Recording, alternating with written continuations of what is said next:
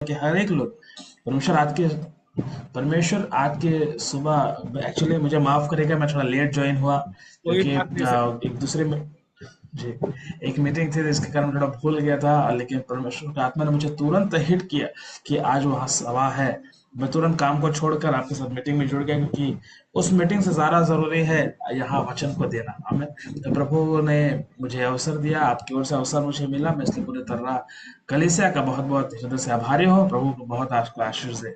और रात के इस शाम में मैं सिर्फ सॉरी दोपहर में जो परमेश्वर का वचन आपसे बात करेगा, हम उस पर डिस्कस करेंगे कि लगातार 40 दिन का उपवास और प्रार्थना आज अंतिम दिन है। और जो शाम को स्पीकर आ रहे हैं, क्या नाम है, ब्रदर सोलोमन जो है, जितने सोलोमन, उनकी वाइफ नीलिमा सोलोमन, उनको भी बहुत अच्छे से जानता हूँ और मेरा बचपन उनके साथ बीता हुआ है महासमुंद में। तो अच्छे प्रभु के दास हैं, जरूर आप बहुत आशीष को पाएंगे शाम को। थैंक यू चीज। और मेरी आवाज जितने लोग बैठे सब तक पहुंच रही है प्रोसेस जी? जितने लोग वहां बैठे मेरी आवाज उनको पहुंच रही है, जितने ऑनलाइन आप देख रहे हैं, अगर आप, मैं आपसे निवेदन करूंगा अगर आप लोग अपना कैमरा ओपन करके बड़ी गंभीरता के साथ वचन को सुनने के लिए आप बैठेंगे तो ये बहुत ही अच्छा होगा मेरे लिए भी और आपके लिए भी।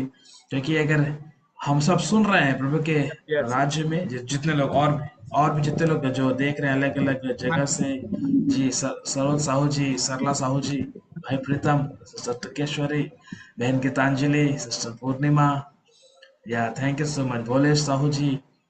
प्रभु की उपस्थिति में बड़ी गंभीरता से हमको बैठना है, ठीक है? वंदु, गजेंद्र जी, एंड प्रवीण कुमार जी, निकेश साहू जी, ओके, शायद दीपक भाई ट्रैवल में, Praveen Kumar ji, Omkar ji, Sanat Kumar Sahu ji, Digeshwari sister, thank you ji, T R Sahu ji, Kumari Bai Sahu, Amisha Patel, and android जो ब्लूटूथ से जुड़े हैं सारे लोग, हम जब प्रभु की उपस्थिति में बैठते हैं कभी भी, आज तो मैं आया हूँ, लेकिन कभी भी जब आप प्रभु के दास, जब आप संगति को लेते हैं, याद रखें कि हमको प्रभु की उपस्थिति में बहुत गंभीरता से रहना है, हमें विश्वास योग्यता से रहना है। परमेश्वर कल की संध्या मैंने जो पता, जैसा मेरे पास मेरा संदेश जो है वो आपको देने के लिए तैयार है, लेकिन मैं उस बातों को आपको बताऊंगा जो परमेश्वर का आत्मा चाहता है कि आपकी कलीसिया पर प्रकट किया जाए। हमें सबसे इंपॉर्टेंट चीज है आपको और मुझको ईमानदार रहना है। हमें परमेश्वर जहां आपको रोपा है वजह से, तो एक अध्याय के अनुसार आपको वहां ईमानदार होना है।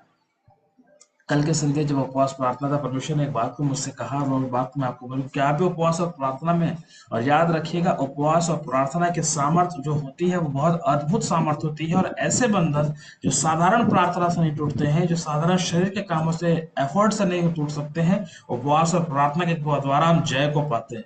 हमें उपवास और प्रार्थना एक ऐसा माध्यम है जय पाने का, एक सबसे सरल माध्यम है। क्योंकि मालूम है, आप जब जितना जो खाते हैं, जो चीजें हम लोग रूटीन में आ जाता है, आदतन में आ जाता है, आदतों को छोड़ना उपवास है। और उन चीजों को छोड़कर जब आप प्रभु की उपस्थिति में आते हैं तभी आप जय पाते हैं। जब संसारिक चीजों को छोड़कर प्रभु के मार्ग को अपनाते हैं, वो जय का कारण बनता है। हमें आज के इस दोपहर में बहुत आनंदित हूँ कि आप सब एक साथ जुड़े हैं और वचन सुन रहे हैं। Thank you Jesus. कल शाम को मैंने बताया 3 तरीके का जो है वो अभिषेक होता है, 3 तरीके का अभिषेक या जब सेवकाई होती है और 5 प्रकार की होती है, लेकिन जो अभिषेक होता है 3 प्रकार के लोगों का अभिषेक होता है, जिस बाइबल में जिसके विषय में बताया गया है। उसमें से एक अभिषेक के विषय में मैं आपसे बात करना चाहता हूँ, जो आज आप सब के लिए, जो 40 दिन का उपवास है, परमेश्वर चाहता है कि आप सब के अंदर वो अभिषेक काम करे। हमें 3 तरीके का अभिषेक, सब बोलेंगे 3 तरीके का अभिषेक। हमें ओके, वेरी गुड। प्रभु आपको बहुत आशीष दे। याद रखें, बड़े उत्साह के साथ, विश्वास के साथ आप जुड़े, क्योंकि आज के शाम परमेश्वर यही अभिषेक को आपके अंदर बहाने जा रहा है। यही अभिषेक से भरकर आप जितने लोग आप लोग सिर्फ प्रार्थना करते हैं, परमेश्वर के प्रार्थना को, आपको प्रार्थना करने वाला से उठाकर प्रार्थना योद्धा बनाने जा रहा है। आमीन। आपको मालूम है बाइबल में सिर्फ वो बाइबल, यीशु मसीह के पीछे सिर्फ भीड़ चलती थी। कौन चलता था? सिर्फ भीड़। लेकिन आज की इस दोपहर प्रभु चाह रहा है आप भीड़ से भेड़ में तब्दील हो जाए। आमीन। पूरी भीड़ ने संसार को नहीं हिलाया, लेकिन 12 चेलों ने पूरे संसार को हिला के रख दिया। परमेश्वर चाहता है आप एक विश्वासी से विश्वास योग्यता में आए। आमीन। ये प्रभु की इच्छा है। बोले मेरे प्रभु की इच्छा है। कौन मेरे पीछे बोले? मेरे प्रभु की इच्छा है कि मैं विश्वास योग्य बनूं। आमीन। ये प्रभु की इच्छा है। आमीन। आप सिर्फ एक विश्वासी की तरह जीने के लिए और मरने के लिए नहीं आए, लेकिन प्रभु आज के शाम चाहता है कि विश्वासी से विश्वासियों के बने। और जब कब आप विश्वासियों के बनेंगे? जब आप लगातार प्रभु के संग संग चलेंगे। मेरे प्रिय, मैं आपको उत्साहित करना चाहता हूँ। 3 प्रकार के मैंने अभिषेक के विषय में बताया। सबसे पहला अभिषेक जो होता है वो होता है एक विश्वासी का अभिषेक। किसका अभिषेक? विश्वासी का। आज के दोपहर में हम लोग कुछ सीखने जा रहे हैं, और ये सीखना वचन में लिखा है, जो हम आपको पढ़ेंगे, कि ज्ञान के ना होने से जो है परमेश्वर की प्रजा जो है नाश होती है। आज ज्ञान आपके पास है, उस ज्ञान के साथ प्रकाशन आपको चाहिए। वचन में लिखा है कि मनुष्य केवल रोटी से जीवित नहीं रह सकती, हर एक उस वचन से जो प्रभु के मुख से निकलता है। आज आप, हो सकता है बाइबल आपको रटा रुटाया हो सकता है आपको वचन याद हो, लेकिन उसका अर्थ आप नहीं समझ रहे हैं। अगर उस आपके घर में चावल बहुत सारा होगा, दाल बहुत सारा होगा, लेकिन जब तक आप उसको बनाएंगे नहीं, खाने योग्य नहीं बनाएंगे, आप उससे अपने आप को परिपूर्ण नहीं कर सकते हैं। सेम थिंग, परमेश्वर का वचन तो आपके साथ है, लेकिन उसमें ढूंढे प्रभु ने आपके लिए क्या किया, ढूंढे उसे, प्रभु ये मेरे लिए है, प्रभु उसके अनुसार जीवन को जब तक आप अपने आ, उसका अनुरूप नहीं करेंगे, आप कभी भी परिपूर्ण नहीं हो सकते। इसलिए वचन आपके पास है, प्रभु के दास आपके पास है, संगति आपके पास है, कलीसिया आपके पास है, प्रार्थना योद्धा आपके पास है। लगातार वचन को थामे रहे और प्रभु की उपस्थिति में चलते रहे। आमीन। Thank you Jesus. थैंक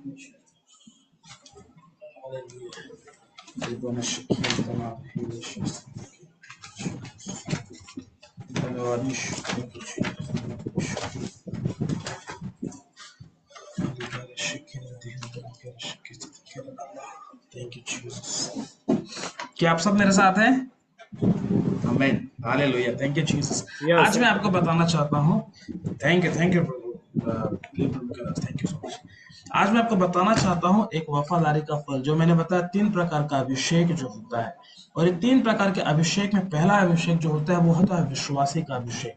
कोई भी मेरे भाई या बहन पढ़ सकते हैं मरकुस की किताब, उसका 16 अध्याय, उसका 17 पद। कोई भी व्यक्ति निकाल के पढ़ सकते हैं मरकुस, उसका 16 अध्याय, उसका 17 पद।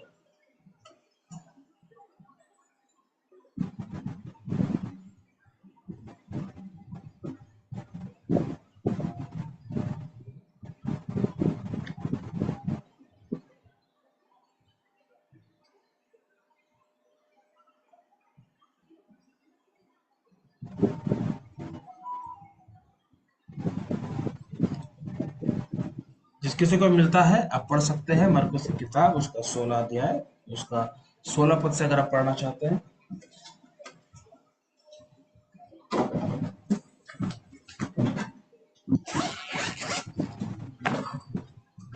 वो विश्वास करे और उसी में उसी का उद्धार होगा, परंतु जो विश्वास ना करेगा वह दोषी ठहराया जाएगा।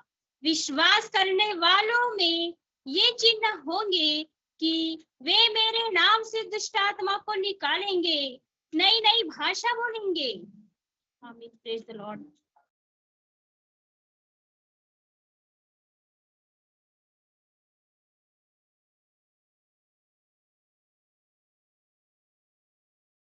या थैंक यू पास्टर जी। मैं बाइबल बताते हैं इस बात को। जिनको मिल जाएगा वो पढ़ेंगे, ठीक। जी जी, थैंक यू पास्टर जी।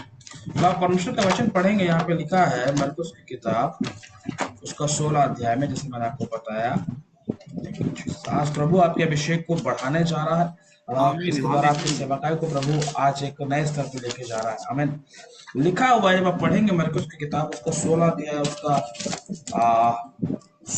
17 पद में असल में लिखा है, और विश्वास करने वाला में ये चिन्ह होंगे। याद रखिए, विश्वासी उसे कहते हैं जो व्यक्ति प्रभु पर विश्वास करता है। आमीन। एक सवाल मैं आपसे पूछता हूँ, अगर आप जब अपने घर, एक अगर किराए के घर में रहते हैं, और आप किराए के घर में रहते हैं और आप नई जगह शिफ्ट हुए हैं, नई जगह अपने घर को आपने रखा, नया जगह घर लिया है, और पड़ोसियों को आप नहीं जानते हैं, तो क्या कभी ऐसा होगा कि आप बाहर जाने से पहले चाबी को पड़ोसी के घर देंगे? अगर आप उसे नहीं जानते तो नहीं देंगे, क्यों? क्योंकि आप उस पर विश्वास नहीं करते। लेकिन एक समय होने के बाद, एक समय गुजरने के बाद, जब आप उसके घर से सब्जी ले रहे हैं, आप अपने उसके घर सब्जी भेज रहे हैं, आप उनके घर अचार भेज रहे हैं, उनके घर से मिठाइयाँ आपके घर आ रही है, एक रिश्ता बनता है। और रिश्ता बनने के बाद जब आप, एक समय आता है कि जब आप कहीं जाते हैं तो उनको विश्वास के साथ, बड़े अधिकार के साथ उनको चाबियों को छोड़कर जाते हैं। आमीन, सही है? Yes. क्यों ऐसा होता है? क्योंकि हम उस पर विश्वास करने लगते हैं। याद रखिए, एक बड़े गंभीर बात को मैं इस कलीसिया से कहने जा रहा हूं। विश्वासियों के हाथ में परमेश्वर कुंजियों को देता है। आमीन। Amen. Yes. कुंजियों को देता है। इस तरह के कलीसिया के हर एक लोगों के हाथ में, जो विश्वासी हैं अभी, परमेश्वर उनके हाथ में कुंजियों को दे रहा है। Amen. आमीन, Hallelujah. हालेलुया। मैं बोलना Hallelujah. चाहता हूँ, आमीन, एक एक भाई लक्षण जो है वो तर्रा के लिए आशीष का कारण बन सकते, लेकिन पूरे भारत देश को सैकड़ों और हजारों लक्षण चाहिए। आमीन, Amen. बदलने के लिए, Hallelujah. प्रार्थना करने के लिए, उपवास का जीवन जीने के Hallelujah. लिए। आमीन। और Amen. Yes. प्रभु उनकी कलीसिया से ही ऐसे लोगों को खड़ा करेगा। Amen. आमीन। Yes. विश्वास योग्य रहना है। मैं फिर से बोल रहा हूँ, आपको सिर्फ विश्वासी नहीं, विश्वासी से विश्वास योग्यता तक चलना है। विश्वासी से विश्वास योग्यता तक। Amen. आमीन। Yes. ये मत सोचिए, ये मत सोचिए कि मैं सिर्फ विश्वासी हूँ, विश्वास कर लूंगा, प्रार्थना करा लूंगा, प्रभु का दया हो जाएगा, प्रभु सहायता कर देगा, बेटे का शादी हो जाएगा, खेत बन जाएगा, सब चीज हो गया, मैं खाऊंगा पीऊंगा, बच्चे पैदा करूंगा, बच्चे का शादी हो जाना, मर जाना। ये नहीं है मसीह जीवन। मसीह जीवन की शुरुआत होती है विश्वासी के जीवन से, लेकिन ये खत्म होता है राजकीय जीवन से।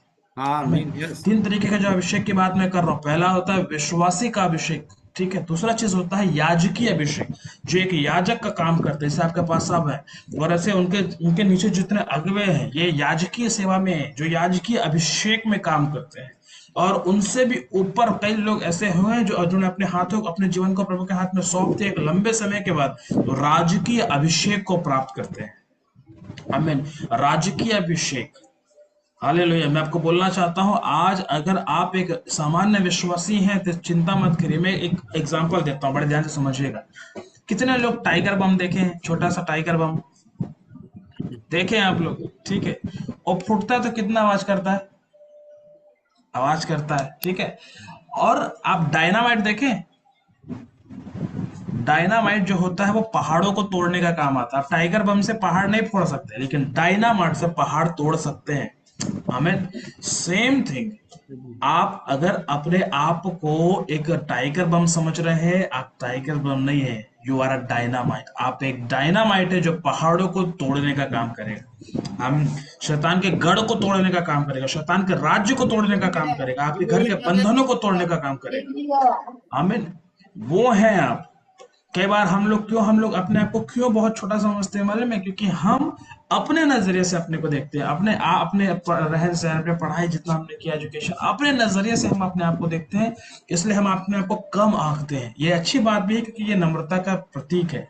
लेकिन याद रखिएगा, जब भी अंधकार आपके बीच में हो, आपके घर में दुष्ट आत्माओं के काम हो, आपके कलीसियाओं में दुष्ट आत्माओं के काम चल रहे हो, आपके शहर में अगर दुष्ट आत्माओं के काम चल रहे हैं, शैतान का काम चल रहा है, याद रखना आप एक डायनामाइट है जो उनके पहाड़ों को तोड़ सकता है यीशु के नाम। Amen. Hallelujah. ये साधारण विश्वासी का अभिषेक के विषय में मैं बात करूं। एक विश्वासी क्या क्या कर सकता है? एक विश्वासी अब प्रभु जब अपने अभिषेक में रहता है, विश्वासी जब प्रभु की उपस्थिति में रहता है, एक विश्वासी सही संगति में रहता है, वो क्या क्या कर सकता है।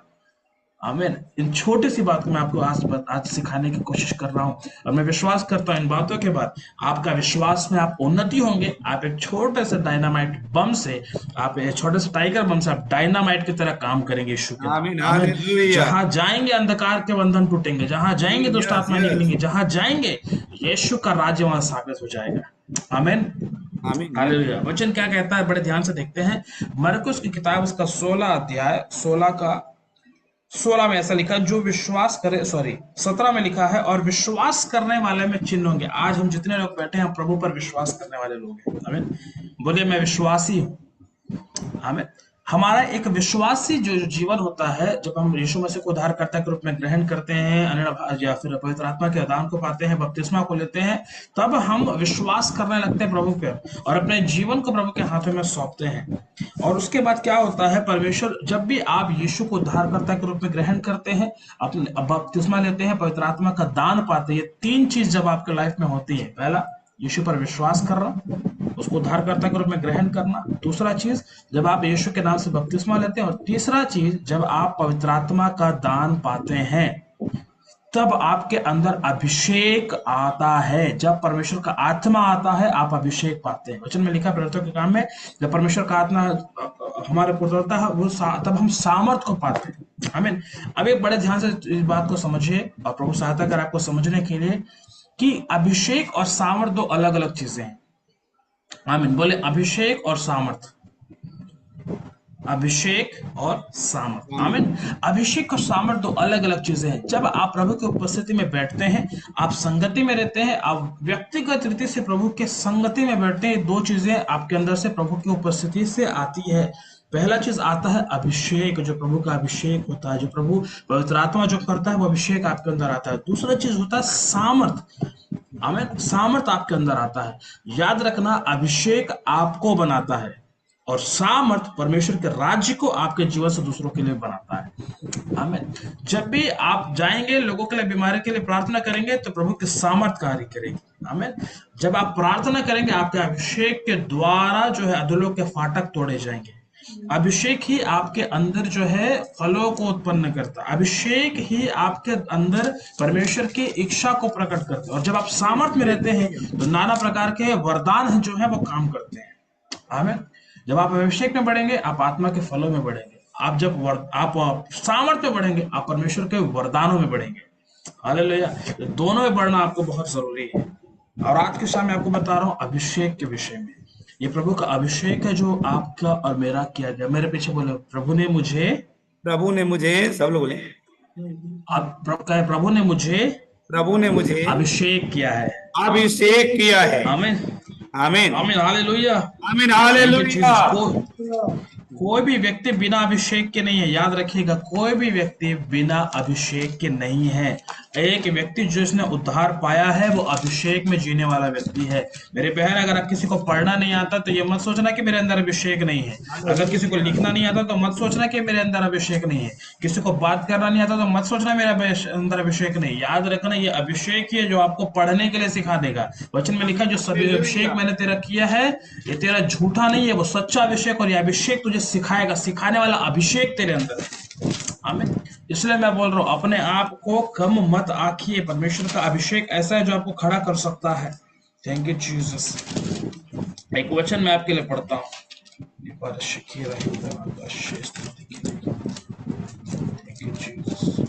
जो परमेश्वर का आत्मा आपके लिए रखा है, उस बात को परमेश्वर प्रकट करेगा। Thank you Jesus.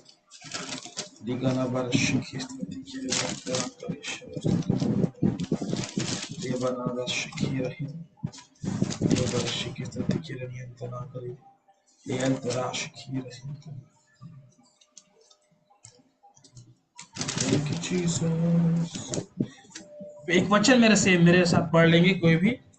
यशायाह की किताब, उसका 61 अध्याय, उसका पहला पद। कोई भी जिसे मिलता है बड़े जोर से पढ़े। यशायाह की किताब, उसका 61 अध्याय, उसका पहला पद।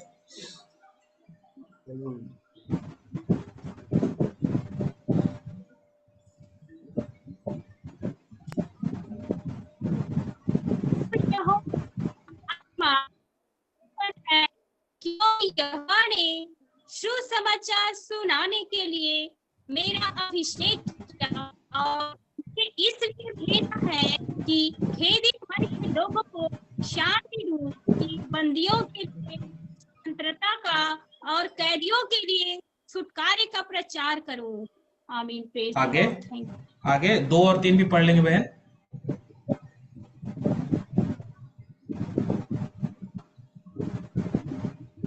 दूसरा और तीसरा भी पढ़ेंगे।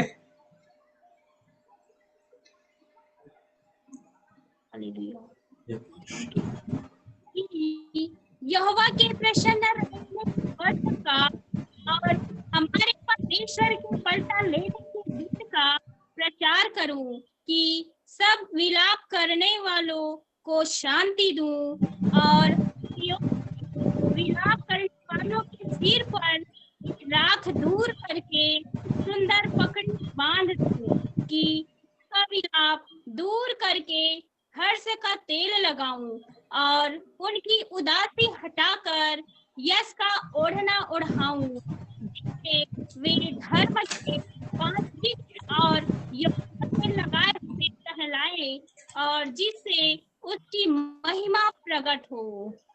Thank you. आमीन, हालेलुया। Thank you sister. यहाँ पे बाइबल बता रही है कि प्रभु यहोवा का आत्मा मुझ पर है। मेरे पीछे सब बोले, प्रभु यहोवा का आत्मा, प्रभु यहोवा का आत्मा मुझ पर है। मुझ पर है। आमीन। ये किस पे होता है मालूम? परमेश्वर यहोवा का आत्मा जो है अर्थात पवित्र आत्मा, वो किसके ऊपर होता है? वो हर एक विश्वासी के ऊपर होता है जो यीशु के नाम से उद्धार पाया है, जो लहू से धुला है और जिसने अपने पापों को अंगीकार करके छोड़ दिया और प्रभु के पीछे चलने के लिए तैयार है। हर उस व्यक्ति के ऊपर परमेश्वर का आत्मा है। अगर आप सोचते हैं कि मेरे ऊपर पवित्र आत्मा नहीं है, भूल जाइए ये बात।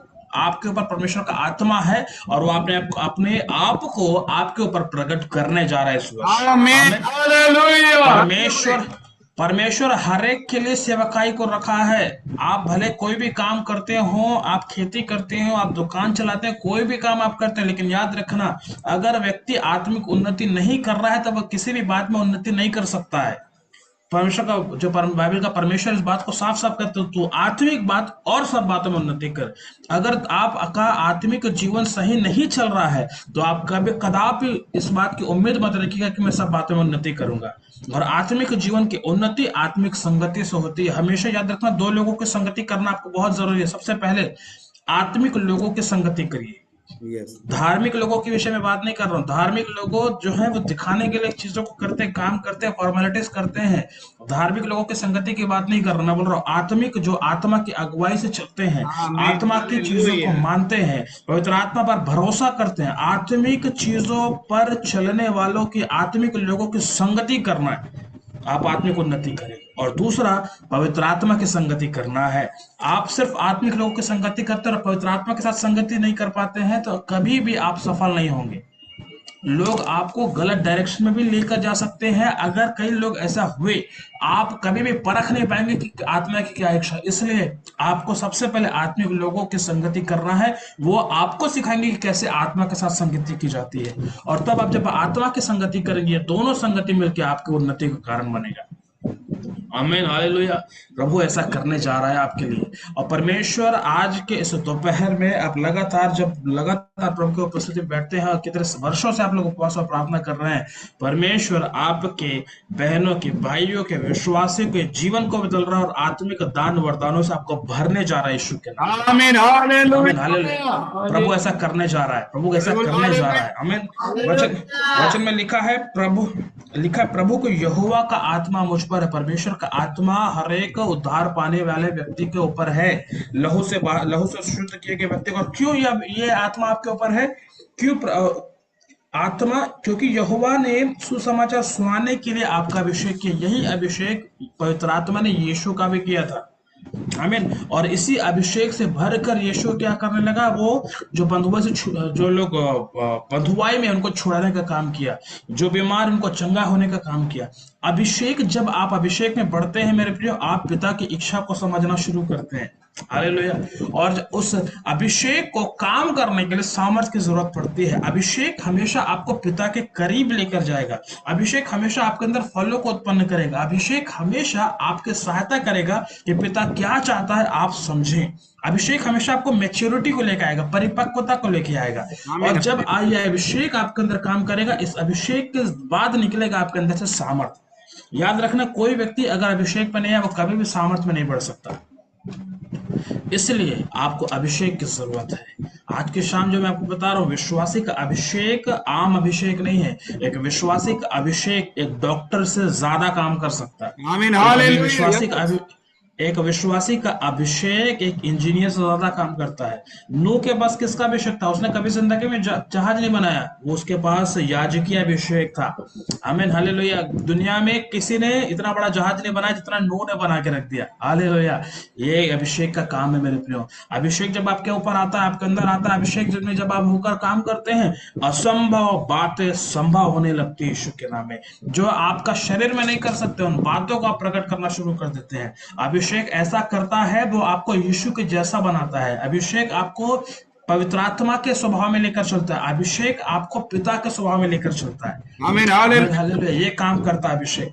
याद रखें, अभिषेक आपका सिर्फ इसलिए नहीं हुआ है कि आप कुछ सीखे, खाए पिए और मर जाए, लेकिन अभिषेक इसलिए है कि अभिषेक के द्वारा आप पिता को जान सके और उसे करीब आ सके, और उसकी योजना को जिसके कारण पृथ्वी पर प्रभु ने आपको रखा है वह पूरा करे। आमीन, हालेलुया। ये काम है अभिषेक का।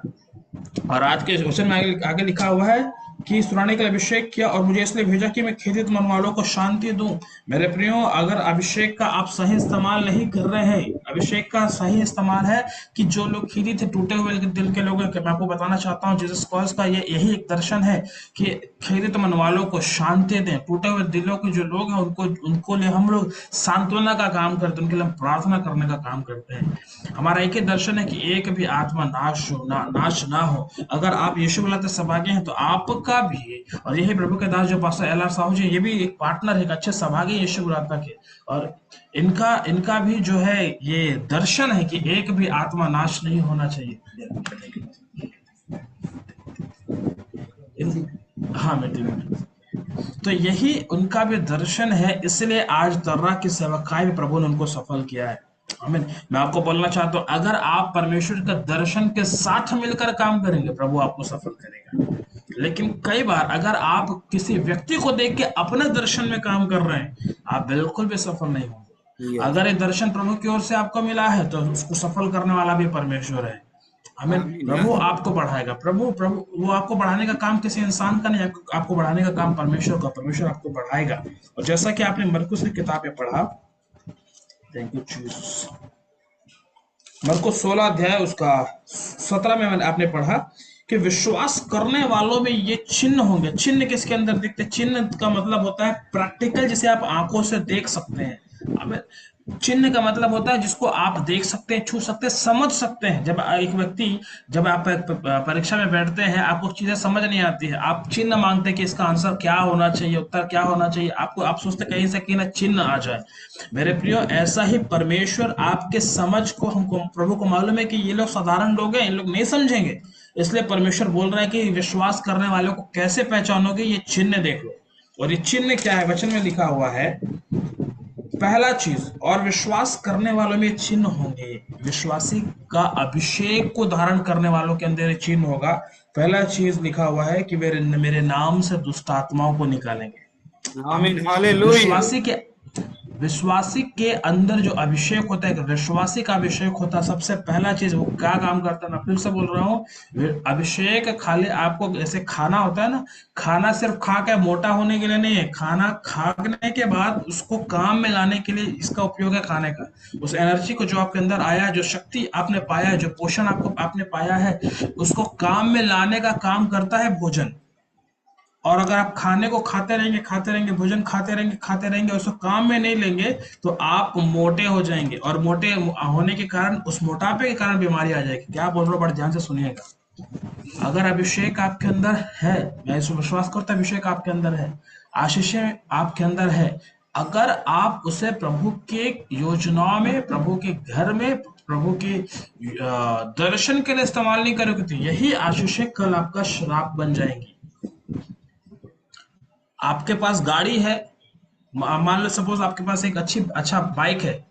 अगर वो आशीष आप विश्वास करते परमेश्वर की ओर से है, और उस बाइक को, उस मोटरसाइकिल को आप प्रभु के घर में आने के लिए इस्तेमाल नहीं कर रहे, उस मोटरसाइकिल को आप परमेश्वर के सेवा में करने के लिए इस्तेमाल नहीं कर रहे, तो यही बाइक आपके लिए श्राप का कारण बन सकता है। बड़े ध्यान से समझिएगा। जो भोजन आप करते हैं, ये भोजन आप अधिक करेंगे और अधिक खाने के बाद आप काम में नहीं लाएंगे, तो यही भोजन आपके शरीर को नुकसान करता है। Same thing. आपके पास छाता है, आप सोच रहे हैं कि मेरे पास काश कार होता तो मैं प्रभु के घर बहुत अच्छे जा पाता। अपने गाड़ी में, अपने साइकिल में, अपनी छोटी से छोटी चीजों में प्रभु के प्रति विश्वास योग्य रहिए, तब परमेश्वर आपको बड़ी से बड़ी बात में विश्वास योग्य बनाएगा। आमीन, हालेलुया। मैं आपको आज पवित्र आत्मा के द्वारा मैं आज आपको आशीष की बातों को भी बता रहा हूँ, भेद की बातों को भी बता रहा हूँ, और साथ ही साथ चेतावनी को भी दे रहा हूँ। क्योंकि परमेश्वर का आत्मा खाली आशीष की बात करना नहीं आता, लेकिन परमेश्वर का आत्मा आपको चेतावनी दे रहा है। अगर एक भविष्यवक्ता आपसे बात कर रहा है तो सिर्फ आपकी आशीष की बात नहीं करेगा, लेकिन आपको चेतावनी भी देगा। Thank you Jesus. इसलिए मैं आपको उत्साहित करने के लिए इन बातों को कर रहा हूँ मेरे प्रिय। बड़े ध्यान से समझना इस बात को, ये बहुत आप हल्के में न लीजिए। एक दिन जब आप अनुग्रह के सिंहासन, सॉरी, एक दिन जब न्याय के सिंहासन के सामने रहेंगे, आपसे पूछा जाएगा, आप उस कलीसिया में थे, तर्रा की कलीसिया में थे, आपने क्या किया? आपने इतने दिन उपवास प्रार्थना किया, आपने सीखा वचन से, आपने क्या किया? आपने अभिषेक को पाया, क्या किया? प्रभु पूछेगा। अगर आप यीशु बुलाता है कि सौभाग्य है, प्रभु पूछेगा तो ये तो आप तो यीशु बुला के जीसस क्राइस्ट के पार्टनर थे, उनका तो दर्शन था कि एक भी आत्मा नाश ना हो। पूछेगा कि आप उस दर्शन का क्या हुआ? प्रभु सवाल करेगा आपसे। इसलिए उस अभिषेक का कद्र करें, उस अभिषेक के प्रति महत्व को दिखाएं, उस अभिषेक के प्रति बड़े विश्वास योग्य रहे। आज मैं आपसे कहना चाहता हूँ, मेरी बहन पूर्णिमा, बहन सावित्री, बहन सरला, बहन शीला, आप लोग से, सिस्टर कुमारी, मैं आप लोग से बोलना चाह रहा हूँ, जितने लोग और बैठे सबसे बोलना चाह रहा हूँ, प्रभु चाहता है कि आप आत्मिक उन्नति और सब बातों में उन्नति करें। आमीन, यस प्रभु यस। चाहता, प्रभु कभी नहीं चाहता कि एक व्यक्ति गरीब मरे। प्रभु कभी नहीं चाहता कि एक व्यक्ति दरिद्रता में रहे। प्रभु कभी भी नहीं चाहता कि आप हमेशा मार खाते रहें। लेकिन प्रभु चाहता है कि आप ऐसे लोगों के शेल्टर बन जाएं जो लोग सताए हुए हैं। हमें प्रभु, प्रिय प्रभु का दास, परमेश्वर का आत्मा चीज को बोल रहा है इस कलीसिया के लिए कि आने वाले समय में प्रभु आप लोगों को, ऐसे लोगों के लिए शेल्टर बना रहा है, ऐसे घर को बना रहा है आपको, दूसरे लोगों के लिए कलीसिया, जैसे वकाई, जो लोग सताए हुए हैं वो लोग आपके पास आकर ठिकाना पाएंगे। आमीन, यस। प्रभु ऐसा करने जा रहा है। तो ये चीज आप आंखों से देखने वाले हैं, और इसमें जितने कलीसिया के लोग हैं आपको हिस्सा लेना है। प्रभु ऐसा करने जा रहा है। वचन में क्या लिखा हुआ है? वचन पे आते हैं, मरकुस 16:16 में, और विश्वास करने वालों में ये चिन्ह होगा कि वे मेरे नाम से दुष्टात्माओं को निकालेंगे। अब एक सवाल मैं आपसे पूछता हूँ, कितने लोग ऐसे हैं जो दुष्टात्माओं को आज तक निकाले हैं, पासा साहब को छोड़ के?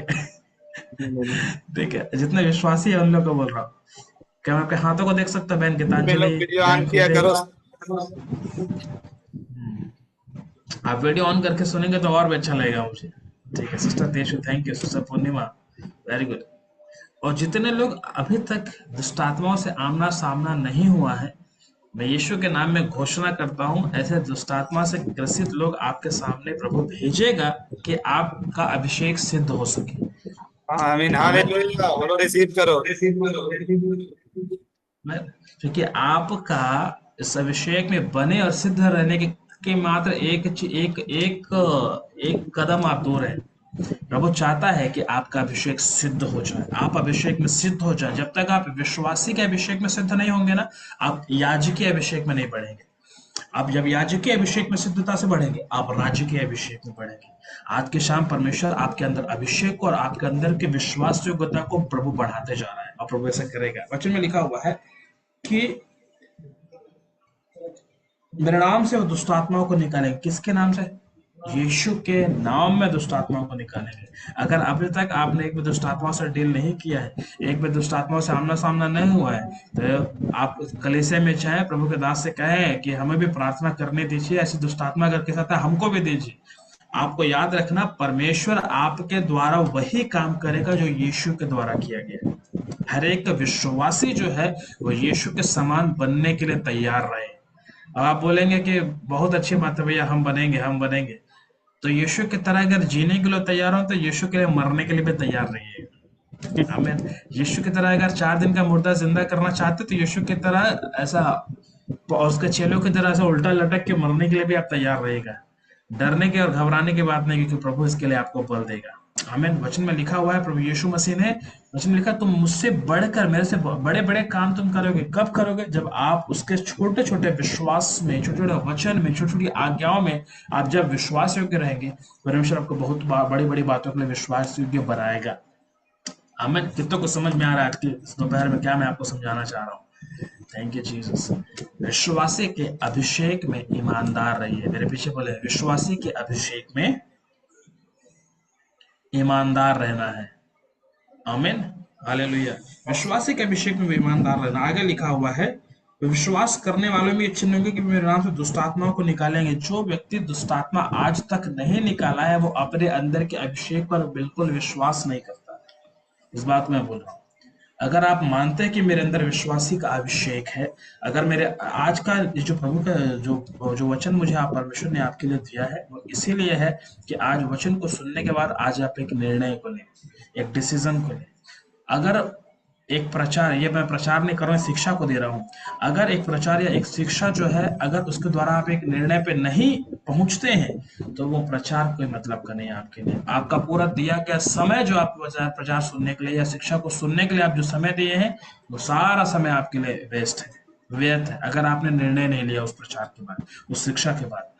इसलिए जब भी आप प्रचार को सुनते हैं, प्रभु के दासों के द्वारा वचन को सुनते हैं, आप शिक्षा को ग्रहण करते हैं, एक निर्णय पे आपको पहुंचना चाहिए। हमेशा इस बात को ध्यान रखें, तभी आप अपने जीवन में बदलाव को देखेंगे।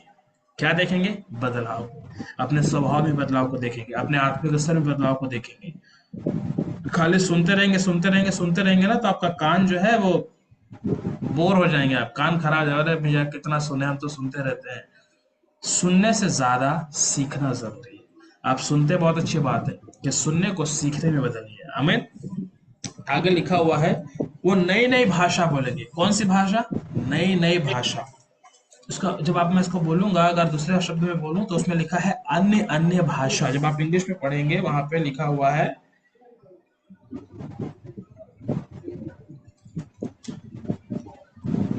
They speak with new tongues. New tongues का मतलब होता है नई भाषा, अन्य भाषा जो स्वर्गीय भाषा है।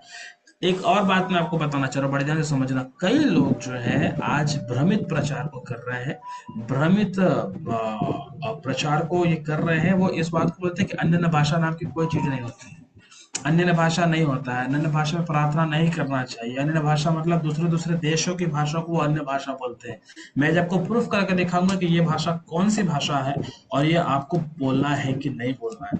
परमेश्वर का वचन बोलता है, पौलुस बोलते हैं इस बात को कि मैं तुम लोग जितने आप सब हैं, आप सबसे ज्यादा अन्य भाषा में प्रार्थना करता हूँ।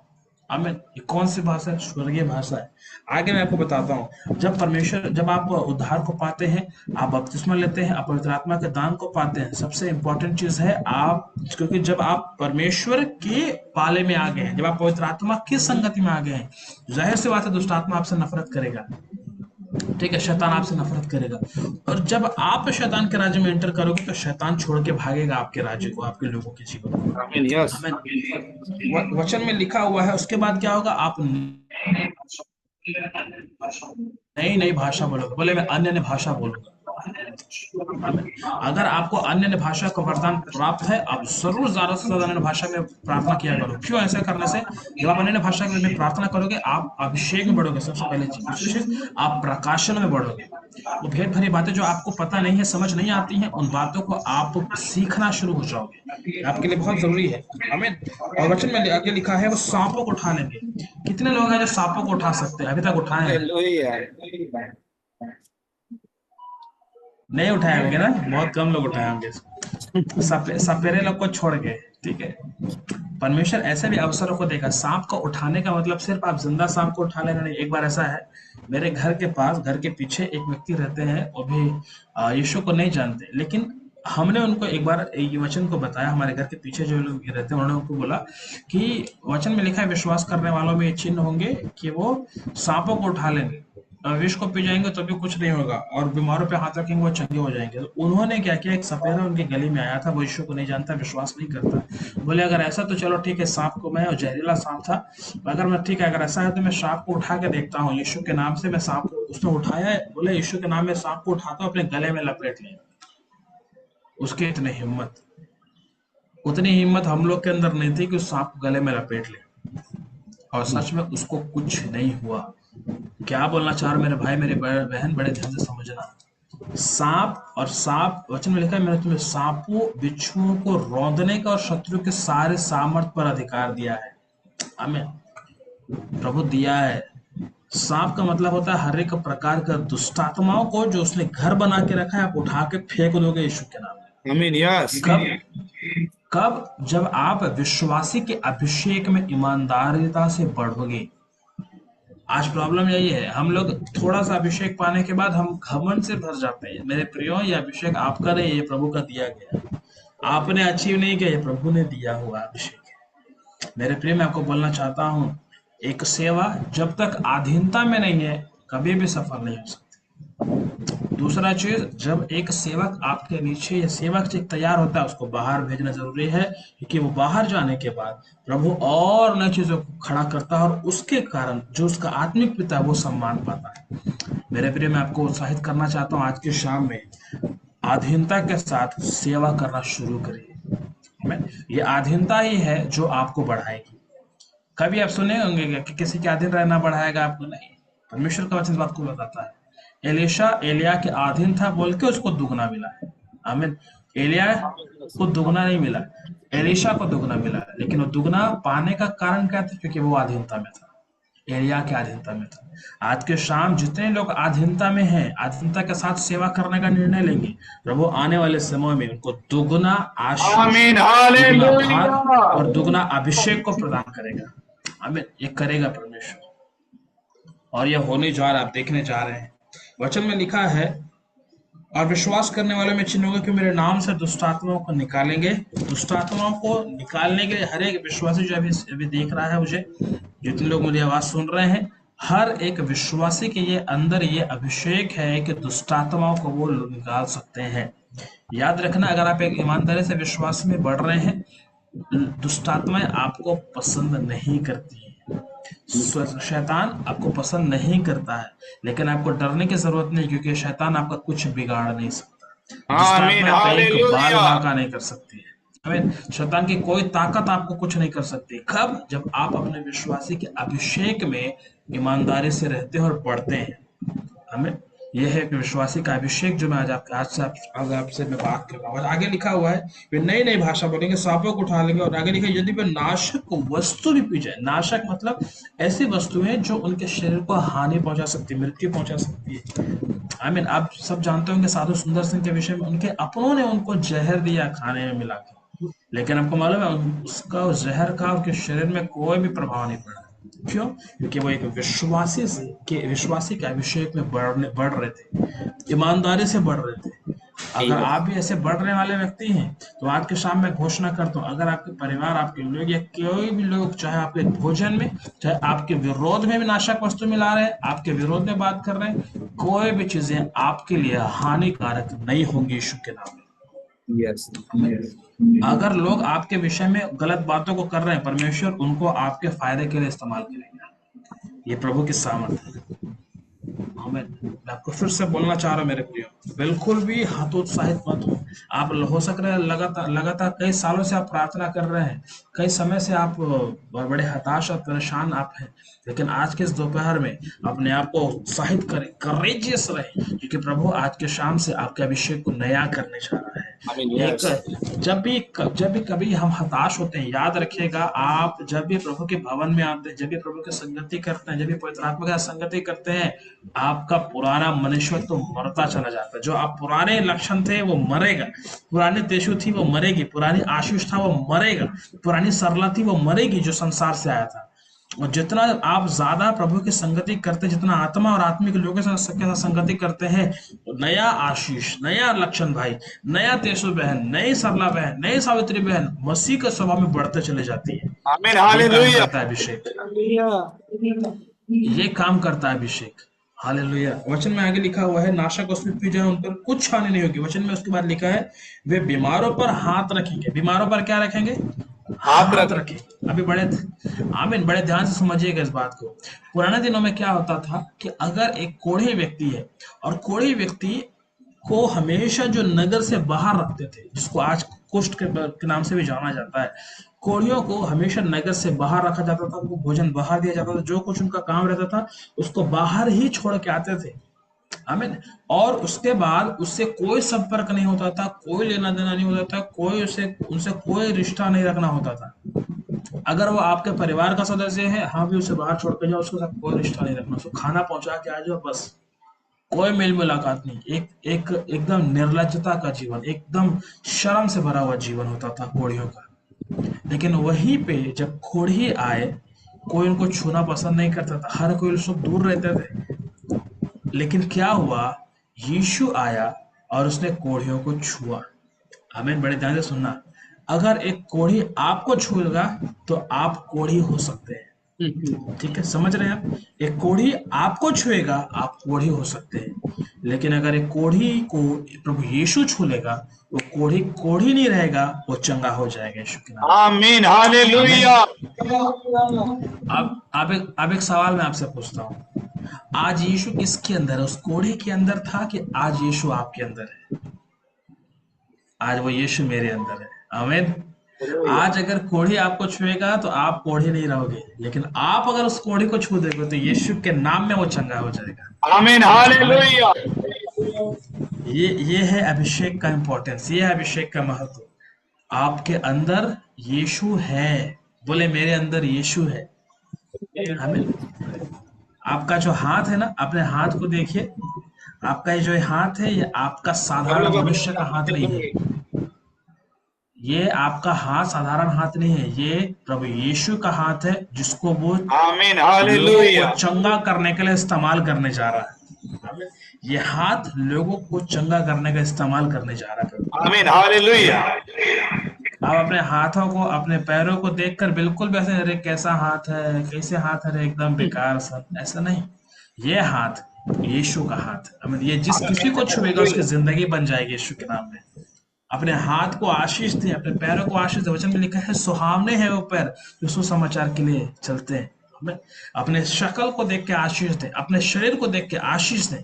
जो चीजें उचित अच्छी नहीं है उसको देखकर आशीष दीजिए, प्रभु का उपस्थिति उस पर काम करना शुरू कर देगा। हमें कई लोग के पास तो रुमाल है, रुमाल भी गंदा है। अरे प्रभु को बोलो, प्रभु ये रुमाल जो है, प्रभु ये रुमाल को मैं तेरे हाथ में सौंपता हूँ, प्रभु इस रुमाल पे मैं अभिषेक को खोलता हूँ, और इस रुमाल के द्वारा भी प्रभु आपसे सेवकाई को ले लेगा, जैसे पतरस के साथ हुआ। आमीन, हालेलुया।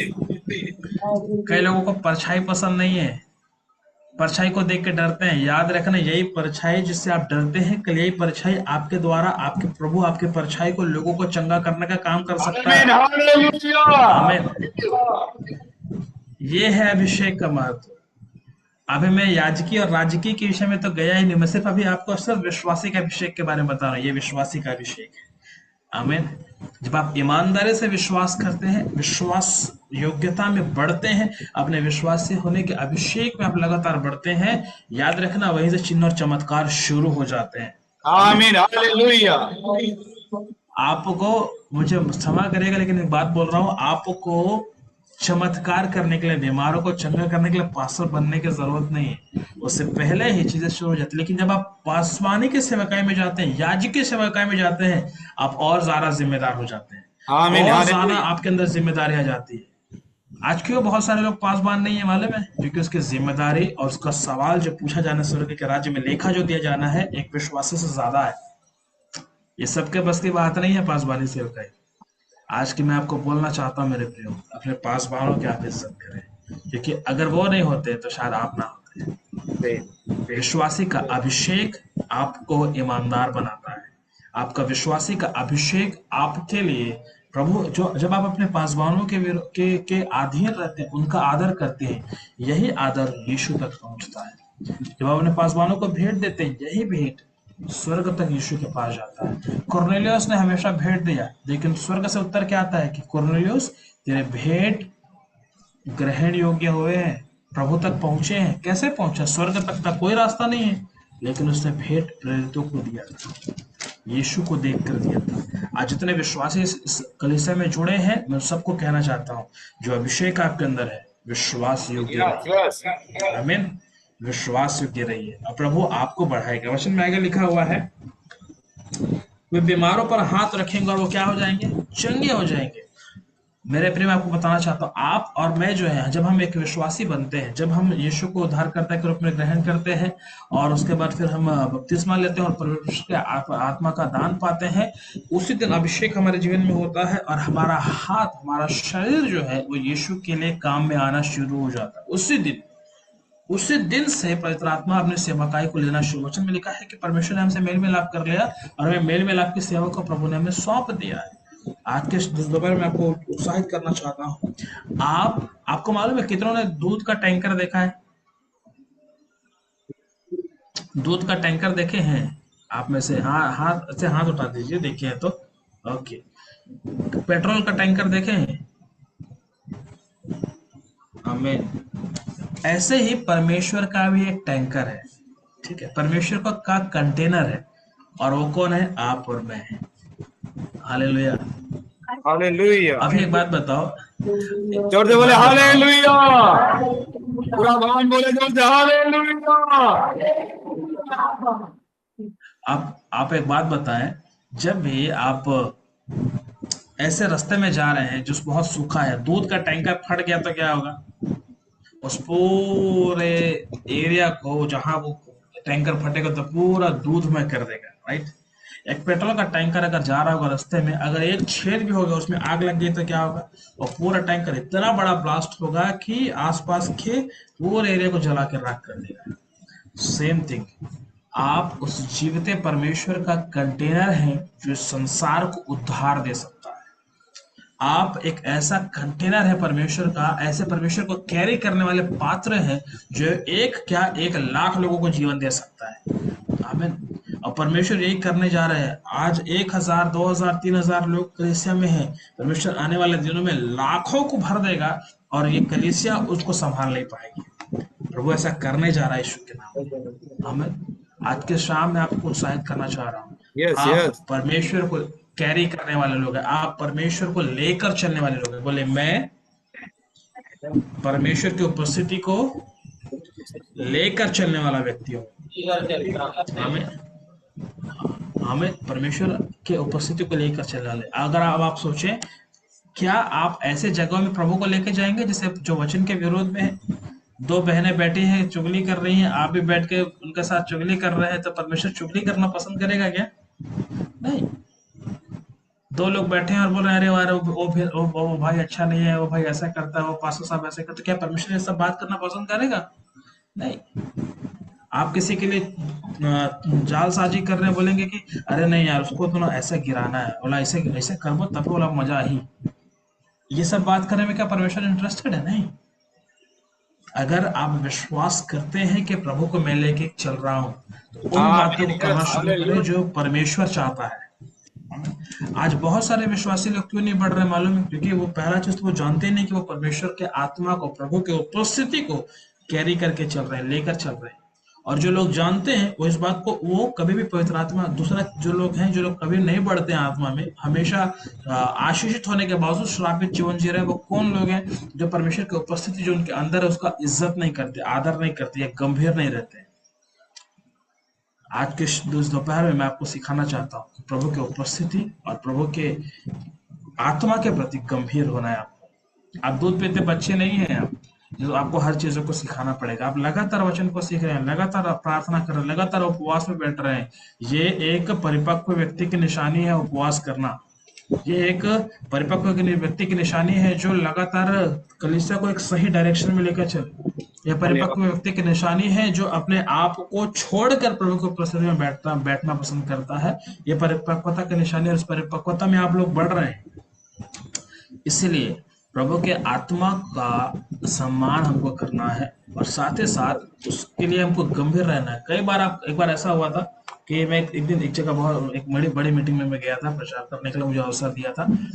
मैं गया, 2 दिन अच्छा प्रचार हुआ, सॉरी 1 दिन, 3 दिन की शायद मीटिंग थी। 1 दिन अच्छा प्रचार हुआ, दूसरे दिन फिर बहुत प्रचार किए। पहले दिन हम खाना खाने के लिए गए। खाना खाने जब गए तो प्रभु ने बोला मुझसे कि मैं तुझसे बात करना चाहता हूँ। मैं बोला प्रभु बहुत भूख लग रही है। परमेश्वर बोला नहीं, पहले मैं बात करना चाहता हूँ, कुछ चीजों को बताना चाहता हूँ, उसके बाद तू भोजन कर। वहां से मुझे खाना छोड़ के जाना पड़ता है अपने रूम में। मैं बोला प्रभु बहुत भूख लग रही है, खाना खाना में जरूरी है, नहीं तो मैं बहुत थक गया हूँ। प्रभु ने 2 बार आवाज दिया। उसके बाद फिर मैंने खाना खा लिया, और जब मैं कमरे में गया, मैं बोला प्रभु मुझसे बात करिए, कोई आवाज नहीं आया। क्यों मालूम है? क्योंकि वहां पे मैंने परमेश्वर के प्रति अनाज्ञाकारिता की है।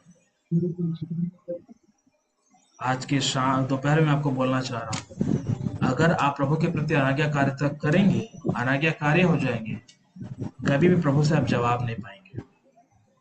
लेकिन अगर आप अपना खाना, जीवन, हर वो चीज जो संसार से आपको मिला है या प्रभु ने भी दिया है, उसको प्रभु के लिए छोड़ने के लिए तैयार है, तो हर दिन आप मन्ना पाने के लिए तैयार हो जाइए। आमीन, हालेलुया, ये वही मन्ना हालेलुया। है, ये वही मन्ना है जो 40 साल तक इजरायलियों को जिंदा रखा। ये वही मन्ना है जिसके कारण इजरायलियों के ना तो कपड़े फटे, ना तो एक व्यक्ति बीमार नहीं हुआ। ये वही मन्ना है जिसको खाने के बाद वो लोग देख पाए कि हमारा परमेश्वर बादल के साथ जैसा हमारे साथ चल रहा है। वो लोग यस, आंखों से देख पाए कि हमारा परमेश्वर जो है आग खंबे के जैसा हमारे साथ चल रहा है। आमीन। मैं विश्वास करता हूँ कि जब जब तक वो लाल सागर के उस पार नहीं गए, जो मिस्री लोग थे ना, जो मिस्री की सेना थी, वो लोग भी परमेश्वर को नहीं देख पाए लाल समुद्र आग के खंबे के समान, बादल के समान। ये कब हुआ? जब उन्होंने मन्ना खाया।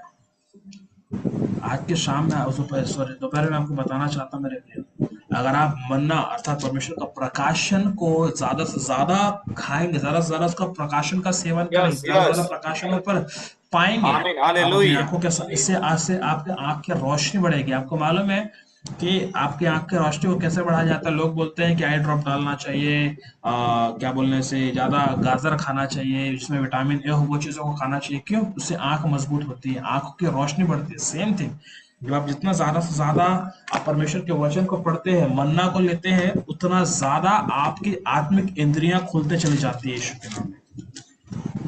अब आप बोलते हैं कि भैया हम दर्शन नहीं आता। क्यों दर्शन आएगा अगर आप परमेश्वर के वचन को पढ़ते नहीं है? तो भैया हमको हमको प्रभु से बात नहीं करता है। तो क्यों बात करेगा जब आप वचन नहीं पढ़ते हैं? तो अगर आप चाहते हैं कि परमेश्वर आपके आत्मिक आंखों को खोले, आत्मिक कानों को खोले, तो आपको प्रभु के साथ समय, व्यक्तिगत समय बिताने की जरूरत है। बिना व्यक्तिगत समय बिताए आप कुछ भी नहीं पा सकते, कोई भी प्रतिफल आपका नहीं होगा, याद रखिएगा। Even you are wasting your time, अपने समय को आप व्यर्थ कर रहे हैं अगर आप सिर्फ सुनते हैं। तो ये सुनने से ज्यादा सीखने पे ध्यान दें। आज एक हो सकता है आप बहुत सारी चीजों को सुन रहे होंगे, लेकिन मैं अपेक्षा करता हूँ कम से कम एक चीजों को सीखे और उनमें जीवन में परिवर्तन का कारण बने। आमीन। ये परिवर्तन, जो एक परिवर्तन आपके अंदर आएगा, आज मैं उन बहनों से बात कर रहा हूँ, उनसे बोलना चाहता हूँ जो बहनें चाहती हैं कि उनके परिवार उद्धार में नहीं है लेकिन उद्धार में आए। आपके बहनों में, आपके जीवन में परिवर्तन, बदलाव आना जरूरी है। आपके आमीन, जुबान यस, में बदलाव आना जरूरी है, आपके स्वभाव में बदलाव आना जरूरी है, क्योंकि एक स्त्री ही है जो घराने को उद्धार दे सकती है। एक पुरुष में वो बात नहीं है, याद रखना। वचन हमेशा पुरुषों का इंडिकेट करता है, लेकिन वचन में लिखा हुआ है यदि तू विश्वास करेगी तो तेरा उद्धार, तेरा घराना उद्धार पाएगा। एक स्त्री के द्वारा पूरे घराने का उद्धार संभव है। मेरी बहनों, आप बहुत पावरफुल है प्रभु की नजरों में, उसकी उपस्थिति में। अपने मूल्यों को समझिए आप। हमें एक परिवर्तन है, एक निर्णय, आपका आज का निर्णय आपके कल को बदल देगा। आप सोच के बैठोगे कि हमारे साथ तो ऐसा होगा, वैसा होगा। मेरी बहन, अगर आज आप एक निर्णय को लेते हैं, आपका कल बदल जाएगा यीशु के नाम में। आमीन, आज का यस, निर्णय आपके कल को बदल देगा यीशु के नाम में। आज का सुसमाचार प्रचार करने का निर्णय आपके घर में कल उद्धार को लेके आ सकता है यीशु के नाम में। एक विश्वासी के अभिषेक में ईमानदारी से रहिए। विश्वासी का अभिषेक बहुत ईमानदार रहना है, क्योंकि ये सबसे, मैं निचला नहीं बोलूंगा, लेकिन ये एक सबसे विश्वास योग्यता का सबसे पहला स्तर है जहां आपको विश्वास योग्य रहना है प्रभु के उपस्थिति में। आमीन। आज आपने पढ़ा मरकुस की किताब 16 अध्याय का 17 और 18। विश्वास करने वाले, अभी एक सवाल मैं आपसे पूछता, मैंने बताया आपको कि बहुत सारे लोग हैं जो गलत टीचिंग्स को बता रहे हैं, गलत भ्रमित करने वाले प्रचार को कर रहे हैं कि अन्य भाषा इससे कुछ नहीं होता है, अन्य भाषा नहीं प्रचार करना चाहिए, कल से अन्य भाषा नहीं बोलना चाहिए। एक सवाल मैं आपसे पूछता हूँ, वचन में लिखा है विश्वास करने वाले में चिन्ह होंगे कि मेरे नाम से दुष्ट आत्माओं को निकालेंगे। अभी एक बात बताओ, मैं आपसे पूछना चाहता हूँ, मैं आपकी बुद्धि को देखना चाहता हूँ, एक साधारण व्यक्ति क्या दुष्ट आत्माओं को भगा सकता है क्या? जिसको एबीसीडी नहीं मालूम है, तो कुछ नहीं मालूम, दुष्ट आत्मा के बारे में नहीं मालूम, शैतान के बारे में नहीं मालूम है, अगर मालूम है तो भी क्या एक व्यक्ति जो मसीही नहीं है, एक साधारण व्यक्ति दुष्ट आत्माओं को निकाल सकता है क्या? नहीं, नहीं निकाल सकता। क्यों? क्योंकि उसको मालूम ही नहीं है दुष्ट आत्मा होता क्या है, उसके पास सामर्थ्य नहीं। इसका मतलब है अगर मुझे दुष्ट आत्माओं को निकालनी है तो उसके लिए मुझे परमेश्वर के सामर्थ्य की जरूरत है। आमीन। ये एक शरीर से संभव नहीं होगा, ये परमेश्वर की आत्मा से संभव होगा। दूसरा वचन में लिखा हुआ है, आगे लिखा हुआ है, वो मेरे नाम से नई नई भाषा बोलेंगे। अब आप बताओ, चलो इसको भी छोड़ो, सांपों को उठा लेंगे। सांपों को उठाने का मतलब फिजिकल सांपों को भी है, और साथ ही साथ हर एक ऐसी बातें जो आपके घर का को नाश कर रही हैं, दुष्ट आत्मा के काम है, श्राप जो है इनको तोड़ना, इनको उनके गढ़ों से हटाने का काम। क्या ये साधारण व्यक्ति कर सकता है जो यीशु को नहीं जानता है? नहीं कर सकता है। जिसको मालूम ही नहीं, ज्ञान ही नहीं, क्या करेगा? उसके बाद लिखा यदि वो नाशक वस्तु भी पी जाए तो कुछ हानि नहीं होगी। क्या एक मनुष्य ऐसा है जो जहर पी जाए और ना मरे? संभव है? नहीं संभव है। और वचन लिखा है वो बीमारों पर हाथ रखेंगे और चंगे हो जाएंगे। दुनिया का सबसे बड़ा से बड़ा डॉक्टर भी अगर बीमार के ऊपर से हाथ रखेगा तो क्या वो बीमार चंगा होगा क्या? हाँ या नहीं? नहीं होगा। इसका मतलब ये है कि सारी चीजें जो हैं, जब तक व्यक्ति को सामर्थ्य नहीं मिलेगा, जब तक पवित्र आत्मा उनके जीवन में नहीं आएगा, जब तक पवित्र आत्मा का अभिषेक नहीं होगा, उन चीजों को अपने शरीर के बल पे नहीं कर सकता है। परमेश्वर के आत्मा के द्वारा ही ये संभव है। आमीन। अब एक सवाल मैं और पूछता हूँ, दुष्ट आत्मा को निकालना किससे संभव हुआ? परमेश्वर की आत्मा के द्वारा, राइट? नहीं नहीं, सांपों को उठाना या सांपों को खत्म करने वाला काम कौन कर रहा है? परमेश्वर का आत्मा के द्वारा कर रहा है। जहर भी पी ले रहे हैं, नाशक वस्तु भी पी ले रहे हैं, आपके विरोध की बातों को भी आप पी ले रहे हैं, वो आपको कोई हानि नहीं कर पा रही है। क्यों? क्योंकि परमेश्वर का आत्मा के कारण। बीमारों पर आप हाथ रख रहे हैं, वो चंगे हो जा रहे हैं। क्यों? क्योंकि परमेश्वर के आत्मा के कारण। तो ये जो बातें हैं, ये शरीर के बल से संभव नहीं है, लेकिन परमेश्वर के आत्मा के द्वारा संभव है।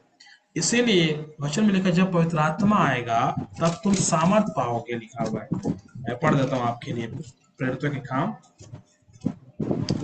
Thank you Jesus.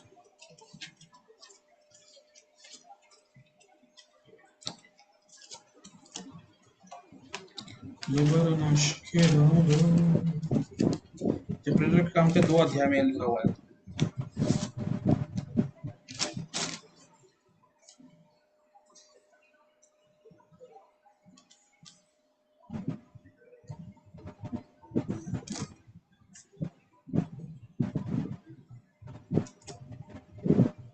वचन में लिखा हुआ है, प्रेरितों के काम उसका 2 अध्याय, उसका 3 और 4 मैं आपके लिए पढ़ता हूँ। वचन लिखा, और उन्हें आग की सी जीभें फटती हुई दिखाई दी, और उनमें से हर एक पर 8 ठहरी, और वे सब पवित्र आत्मा से भर गए, जिस प्रकार आत्मा ने उन्हें बोलने के सामर्थ्य, वे अन्य अन्य भाषा बोलने लगे। आमीन। किसकी द्वारा संभव है? पवित्र आत्मा के द्वारा। मेरे प्रियो, आप अपने से जो है अन्य भाषा नहीं बोल सकते हैं। आप अपने से बीमारों को चंगा नहीं कर सकते हैं। आप अपने से कुछ भी अपने से आप जहर को भी पी लेंगे, आप नहीं बच सकते हैं जब तक परमेश्वर का आत्मा कार्य न करे। एक वचन और लिखा प्रेरितों का काम 1 अध्याय 1 पद में, प्रेरितों का काम 1 का अध्याय उसका 8वां पद में ऐसे लिखा, प्रेरितों का काम 1:8 में, परंतु जब पवित्र आत्मा तुम पर आएगा तब तुम सामर्थ पाओगे। सामर्थ पाओगे, बीमारों पे हाथ रखेंगे, बीमार चंगे हो जाएंगे। सामर्थ पाओगे, अभिषेक पाओगे, और तुम दुष्ट आत्माओं को भी निकालोगे। सामर्थ पाओगे, अभिषेक पाओगे, और उसके बाद ही जो है आप हर एक प्रकार के शैतान के राज्य को नाश कर सकते। मैं फिर से बोल रहा हूं, आप एक छोटा सा टाइगर बम नहीं हो, आप एक ऐसे डायनामाइट हो जो पहाड़ों को तोड़ सकता है यीशु के नाम में। हमें आपको डरने की जरूरत नहीं, घबराने के लोगों, गांव वालों से और ऐसे ऐसे लोगों से जो पावर में, सत्ता में है ना, किसी से डरने की जरूरत नहीं है। याद रखिएगा, परमेश्वर का सामर्थ आपके साथ चल रहा है। खुद परमेश्वर जो स्वर्ग और पृथ्वी का परमेश्वर है, जिसने लाल समुद्र को 2 भाग कर दिया, वो परमेश्वर की उपस्थिति को आप लेकर चल रहे हैं अपने जीवन में। आमीन। ऐसा परमेश्वर आपके संग और साथ है। आगे लिखा हुआ है, बीमारों पे हाथ रखेंगे और बीमार चंगे हो जाएंगे। मेरे प्रियो, एक वचन मेरे साथ पढ़ेंगे, कोई भी पढ़ सकता है इसका, फिर मैं थोड़ी देर में आपके लिए प्रार्थना करूंगा। एक वचन पढ़ेंगे मेरे साथ, भजन संहिता की पुस्तक उसका 31 अध्याय और उसका 23वां पद। भजन संहिता 31 अध्याय उसका 23वां पद।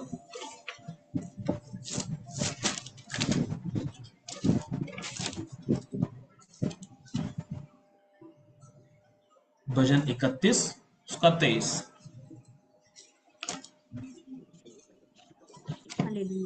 हे यहोवा के सब भक्तों,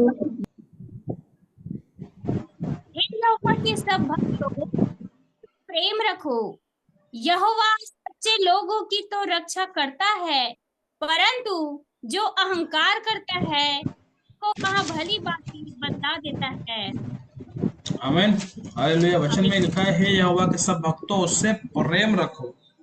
आमीन। वचन में जब आप इसको इंग्लिश में पढ़ेंगे, वचन में लिखा है यहोवा जो सच्चे और वफादार लोग, किसके? सच्चे और वफादार लोगों की रक्षा करता है और उनसे जुड़े हुए हर आशीष। याद रखना, अगर आप प्रभु के प्रति ईमानदार हैं, वफादार हैं, सच्चाई से प्रभु के पीछे चल रहे हैं, तो आपसे जुड़े हुए हर आशीष जो प्रभु ने आपको दिया है, साथ ही साथ हर एक उस व्यक्ति जो आपसे जुड़े हैं और हर एक उस योजनाओं को जिसने परमेश्वर ने आपसे जोड़ा है, उन सब बातों को पूरा करेगा यीशु के नाम में।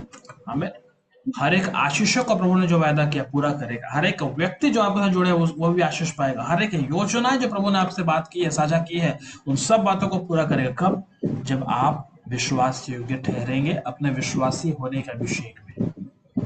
आमीन। ये वफादारी आपके अंदर आना चाहिए। आपको कुछ मिले ना मिले, प्रभु को छोड़ना नहीं है, प्रार्थना करना छोड़ना नहीं है, सेवकाई छोड़ना नहीं है। याद रखिए, वफादारी कैसे आती है, शॉर्ट में मैं आपको बताना चाहता हूँ। वफादारी कैसे आती है, कैसे वफादारी आएगी? सबसे पहला भक्ति करने से। भक्ति करने का मतलब है लगातार जितना आप आराधना करेंगे, जितना आप प्रभु के संगति में रहेंगे, फिर से बोला, आत्मा और आत्मिक संगति में रहेंगे, उतना ज्यादा आप प्रभु के प्रति वफादार हो जाएंगे। भक्ति क्या करती है मालूम है? भक्ति जो है आपके अंदर परमेश्वर के प्रेम को बढ़ाती है। जितना ज्यादा प्रेम में बढ़ेंगे प्रभु के प्रति, उतना आप भक्ति करेंगे। दोनों लगातार चलते, जितना ज्यादा भक्ति उतना ज्यादा प्रेम, जितना ज्यादा भक्ति उतना ज्यादा प्रेम, जितना प्रेम बढ़ेगा उतना आप भक्ति करेंगे। हमें कई लोगों को आप देखेंगे कि बहुत जोर शोर से प्रभु के लोग, कुछ लोग जो है वो प्रभु की भक्ति करते हैं। क्यों? क्योंकि वो प्रभु से प्यार करते हैं। कुछ लोग बहुत प्यार करते हैं इसलिए बहुत भक्ति करते हैं। तो हमेशा भक्ति प्रेम को बढ़ाएगी और प्रेम के द्वारा और भक्ति में आप बढ़ते चले जाएंगे। आमीन। कैसे दाऊद जो है प्रभु की भक्ति करता था, आप इस बात को जानते हैं। वो जंगल में था। कहाँ था? जंगल में। और जब अभिषेक का बारी आया तो उसको पिता भी उसको नहीं बुलाया, लेकिन स्वर्ग का परमेश्वर दाऊद को देख रहा था। वैसे स्वर्ग का परमेश्वर, याद रखना, अगर आप अपने जंगल के परिस्थिति में भी हैं, अपने घर के जंगल जैसी परिस्थिति में है, परेशानियों में है, तकलीफ में है, ताड़नाओं में है, याद रखना प्रभु की नजर आपके ऊपर है। और आप अगर अपने विश्वासी के अभिषेक में ईमानदार हैं तो प्रभु आपको जंगल से उठाकर सिंहासन पर बैठाने के लिए विश्वास योग्य है। आमीन, वो हालेलुया। करने वाला है। आपका विश्वास योग्य रहना है। इब्राहिम जो था, इब्राहिम कितने साल का था, ठीक है, उसके बावजूद उसने परमेश्वर जब उसे प्रतिज्ञा की तुझे एक संतान दूंगा, 25 साल उसने इंतजार किया। आज अपनी चंगाई का इंतजार कितने साल तक करते हैं? आज आप अपने जो भविष्यवाणियां हो रही है उसका इंतजार कितने समय तक करते हैं? आज अगर प्रभु का वचन आपके पास आ रहा है, कितने साल तक उसे थाम के रख रहे हैं? सोचिए जरा। मेरे प्रिय, मैं आपको बोलना चाहता हूँ, इब्राहिम की नई भक्ति करेंगे तो प्रभु आपको विश्वास का पिता बना देगा। आमीन। अगर आप चाहते हैं कि आप विश्वास में लोगों का आदर्श बने, इब्राहिम के समान प्रभु की भक्ति करें, ईमानदार रहें। अगर आप चाहते हैं दाऊद की नाई परमेश्वर आपको बढ़ाए, तो यीशु के नाम में दाऊद के जैसा प्रभु की उपस्थिति में, आराधना में ईमानदार रहिए। अगर आप चाहते हैं कि पौलुस के समान प्रभु आपको बढ़ाए, तो पौलुस के समान सेवकाई में लग जाएं। पौलुस के समान जो चीजें व्यर्थ की हैं, संसार की चीजें, उसको छोड़ना शुरू करें और प्रभु पौलुस के समान आपको उठाएगा। उसकी सेवकाई जैसा उठाए प्रभु आपको उठाएगा। अगर आप चाहते हैं यूहन्ना के समान बनना, यूहन्ना एक ऐसा व्यक्ति है जिसने प्रकाशित वाक्य के पुस्तक को लिखा है। कैसे लिखा? क्योंकि वो उसने अपने आप को सौंपा प्रभु के पास, यह उसकी ईमानदारी थी। वो एक पतमुस नाम के टापू में था, जिसे काला पानी की सजा भी जिसको हम लोग बोलते हैं, वैसे जगह में वो था। और ऐसे जगह में होने के बावजूद आज आपके ऊपर दो बीमारी आ जाएगी, आज आपके ऊपर अगर थोड़ा सा कष्ट आ जाएगा, हम रोना शुरू कर देते, प्रभु मैं तो प्रार्थना करता हूँ, मैं प्रार्थना करता हूँ, मैं चर्च जाता हूँ, मैं तो संगति करता हूँ, भेंट ला देता हूँ, तब बोल काबर इसने हुआ था, ये सब मैं करता हूँ, क्यों ऐसा हो रहा है। ऐसा रोने वाले लोग कभी नहीं बढ़ेंगे। लेकिन अगर आप रो रहे हैं, प्रभु धन्यवाद ये कष्ट मेरे ऊपर आया, लेकिन ये कष्ट मेरे ऊपर जय नहीं पाएगा, लेकिन इस कष्ट पे खुदावन तू मुझे जय देगा, ऐसा बोलने वाले लोग आगे बढ़ेंगे यीशु के नाम में। हमें यह होने जा रहा है। इसलिए मेरे प्रियो, आप प्रभु की उपस्थिति में बड़े विश्वास योग्यता से रहें। आपको मालूम है, आप जो वफादार होते हैं वही विश्वास योग्य होते हैं। वफादारी एक दिन में नहीं आती है, थोड़ा थोड़ा करके हर दिन आप विश्वास योग्यता में बढ़ते हैं। परमेश्वर, आप जो वफादार होते हैं उसका प्रतिफल क्या होता है, बड़ा ध्यान से सुनिएगा। जो लोग विश्वास योग्य होते हैं, आज मैं आपके विश्वासी के अभिषेक के विषय में बात करूं, अगर आप एक अच्छे विश्वासी बन गए, वही विश्वासी बनना आपके वफादारी का एक कदम है, स्टेप है। और जो वफादार होता है, जो विश्वास योग्य होता है, प्रभु स्वर्ग का परमेश्वर उसकी गवाही देता है, याद रखिएगा। आपको मालूम है, जब बिली ग्राहम खत्म हुए, एक प्रभु के अद्भुत सुसमाचार प्रचारक थे बिली ग्राहम, जिस दिन वो खत्म हुए, पूरा अमेरिका उस दिन शांत हो गया, पूरा अमेरिका, इवन राष्ट्रपति उसे उन प्रभु के दासों को वो सम्मान देने के लिए आए थे। कौन थे वो एक प्रभु के जन थे। आज के समय में बोलना चाहता हूँ, अगर आप प्रभु के अभिषेक में, प्रभु के प्रति विश्वास के व्यक्ति हैं, तो आज के शाम से, दोपहर से ही प्रभु तैयारी कर रहा है आपके लिए गवाही देने की। आमीन, हालेलुया। वचन में लिखा हुआ है कि परमेश्वर ने अब्राहम के लिए गवाही, ये विश्वास का पिता है, मेरा विश्वास योग्य दास है। उसने अय्यूब के लिए गवाही को दिया, आमीन। उसने मूसा के लिए गवाही को दिया है। जब आप पढ़ेंगे विश्वास योग्यता के विषय में, तो गिनती के पुस्तक उसके 12:7 में उसने विश्वास योग्यता का गवाही दिया, बोला कि पूरे दुनिया में, पूरे संसार में जो है मूसा के जैसा नम्र व्यक्ति कोई नहीं है। कौन गवाही दे रहा है? परमेश्वर गवाही दे रहा है। हालेलुया। मेरे प्रिय, मैं बोलना चाहता हूँ, वो आपको भी विश्वास योग्य बनाना चाहता है। वो चाहता है कि स्वर्ग में और पृथ्वी पर वो आपकी गवाही को दे सके। हमें प्रभु ऐसा चाहता है, ये उसकी योजना है आपके लिए। और वफादार होना मतलब आत्मिक और धर्मी बने रहना। धर्मी बने रहना मतलब का ये नहीं है कि खाली आप, कई लोग ऐसे रहते हैं जो सुबह उठने के बाद एक बार वचन पढ़ना है, प्रार्थना करना है, रात को सोने के पहले फिर वचन पढ़ना है, प्रार्थना करना है। ये धर्मियों का जीवन है, ये फॉर्मेलिटी वाला जीवन है। वचन को पढ़ना और वचन में बने रहना दो अलग अलग चीजें हैं। आमीन। वचन में जब आप पढ़ेंगे, वफादार होना या धर्मी बने रहने की क्या आशीष होती है मालूम है? वचन में लिखा है, नीति वचन 13 अध्याय 17 पद पढ़ेंगे तो वचन में ऐसा लिखा हुआ है कि धर्मी जो है उसका घर हमेशा स्थिर रहेगा। अगर आप धर्मी बने हुए हैं मेरे प्रियो, अगर आप प्रभु के वचन में बने हुए हैं, अगर आप उसके संगति में बने हुए हैं, अभिषेक में बने हुए, विश्वास योग्यता में बने हुए, याद रखना, आप किसी का औकात नहीं है कि आपके घर को हिला सके। आमीन, हालेलुया। आपका घर अगर लाखों लोग आपके सामने खड़े हैं ना, याद रखना, आपके घर को ना और आपके बच्चों को छू नहीं पाएंगे वो, आमीन, अगर आप ईमानदारी से प्रभु में चल रहे हैं। आमीन। और नीति वचन 28 के 20 में लिखा है कि धर्मी जनों पर सच्ची आशीषें होती है। आशीषें आप धर्मियों के लिए हैं जो लोग प्रभु की उपस्थिति में है। आमीन। और सबसे इंपॉर्टेंट चीज जो मैं आपको, ये तो सारी आत्मिक बातें मैं आपको समझा रहा हूँ, लेकिन सबसे इंपॉर्टेंट चीज ये है, परमेश्वर के प्रति ईमानदार रहना आपको मनुष्य के प्रति ईमानदार रहना भी बनाएगा। अगर आप अपने देखे जानने वाले व्यक्ति के साथ आप ईमानदार नहीं है, तो क्या संभव है आप परमेश्वर के साथ ईमानदार रहेंगे? बिल्कुल। अपने पति के लिए आप ईमानदार नहीं है, पति के अधीनता में नहीं है, तो क्या परमेश्वर के अधीनता में रहेंगे? क्या बच्चे अपने माता पिता के अधीनता में नहीं है, तो क्या वो परमेश्वर के अधीन रहेंगे? अगर कलीसिया अपने पासवान के अधीन नहीं है, तो क्या वो परमेश्वर के अधीन रहेगी? अगर पासवान अपने सीनियर पासवान के अधीन नहीं है, तो क्या वो प्रभु के अधीन रहेंगे? संभव ही नहीं है। और ऐसे जो लोग अधीन नहीं है, वो लोग कभी भी उन्नति नहीं करेंगे। मैं आपको बोलना चाहता हूं मेरे प्रिय, बड़े ध्यान से समझिए इस बात को। दानियल जो है, दानियल 6:4 से आप 10 तक पढ़ेंगे, वहां पे वचन में लिखा हुआ है कि जो उसके राजा थे, जो लोग थे, जो मंत्री संतरी लोग थे ना, वो लोग दानियल के अंदर ढूंढ रहे थे कोई लो पॉइंट कि कहाँ ये व्यक्ति खराब है। कहीं उसको कोई भी गड़बड़ी नहीं मिली किसी को। क्यों? क्योंकि दानियल जो है प्रार्थना करने वाला व्यक्ति था, ईमानदार व्यक्ति था।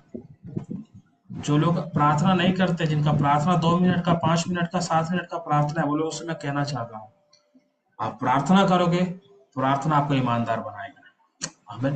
प्रार्थना करने का स्वभाव भी जय पाने का स्वभाव है।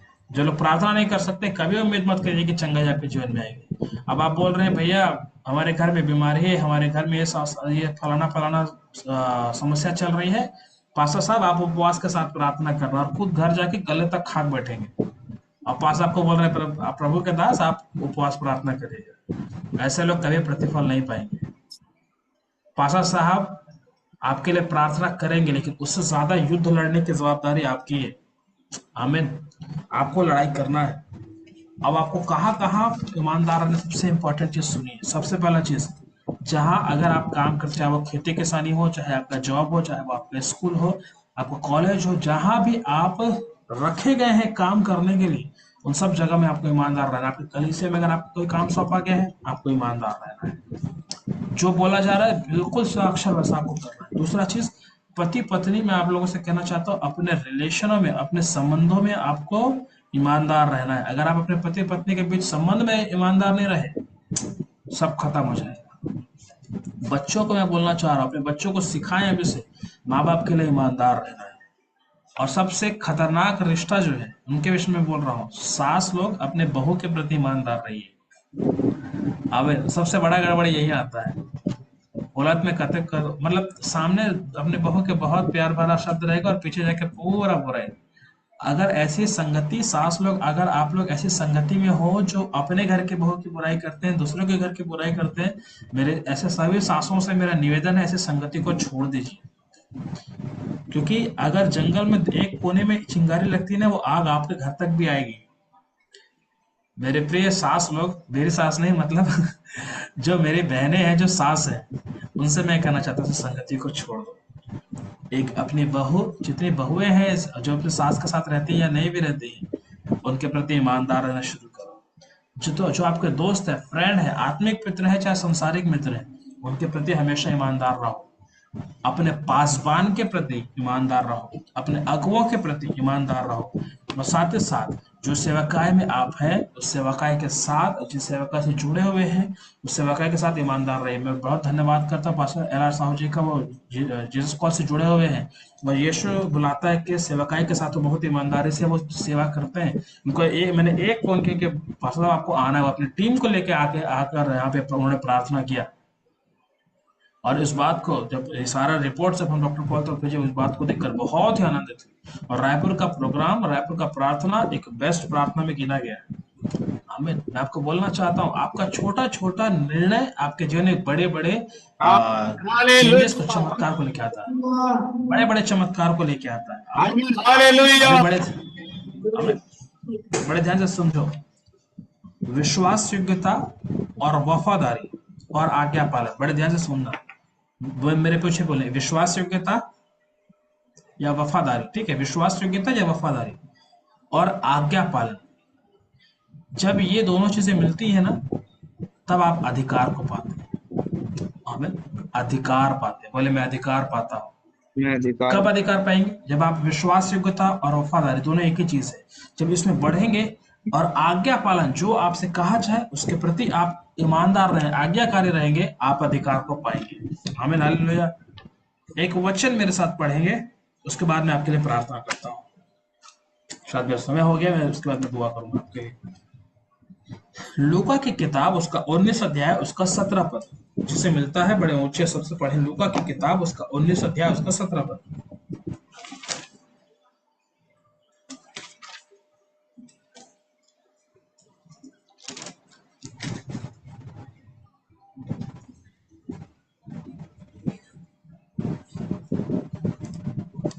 लूका की किताब उसका 19 अध्याय उसका 17 पद।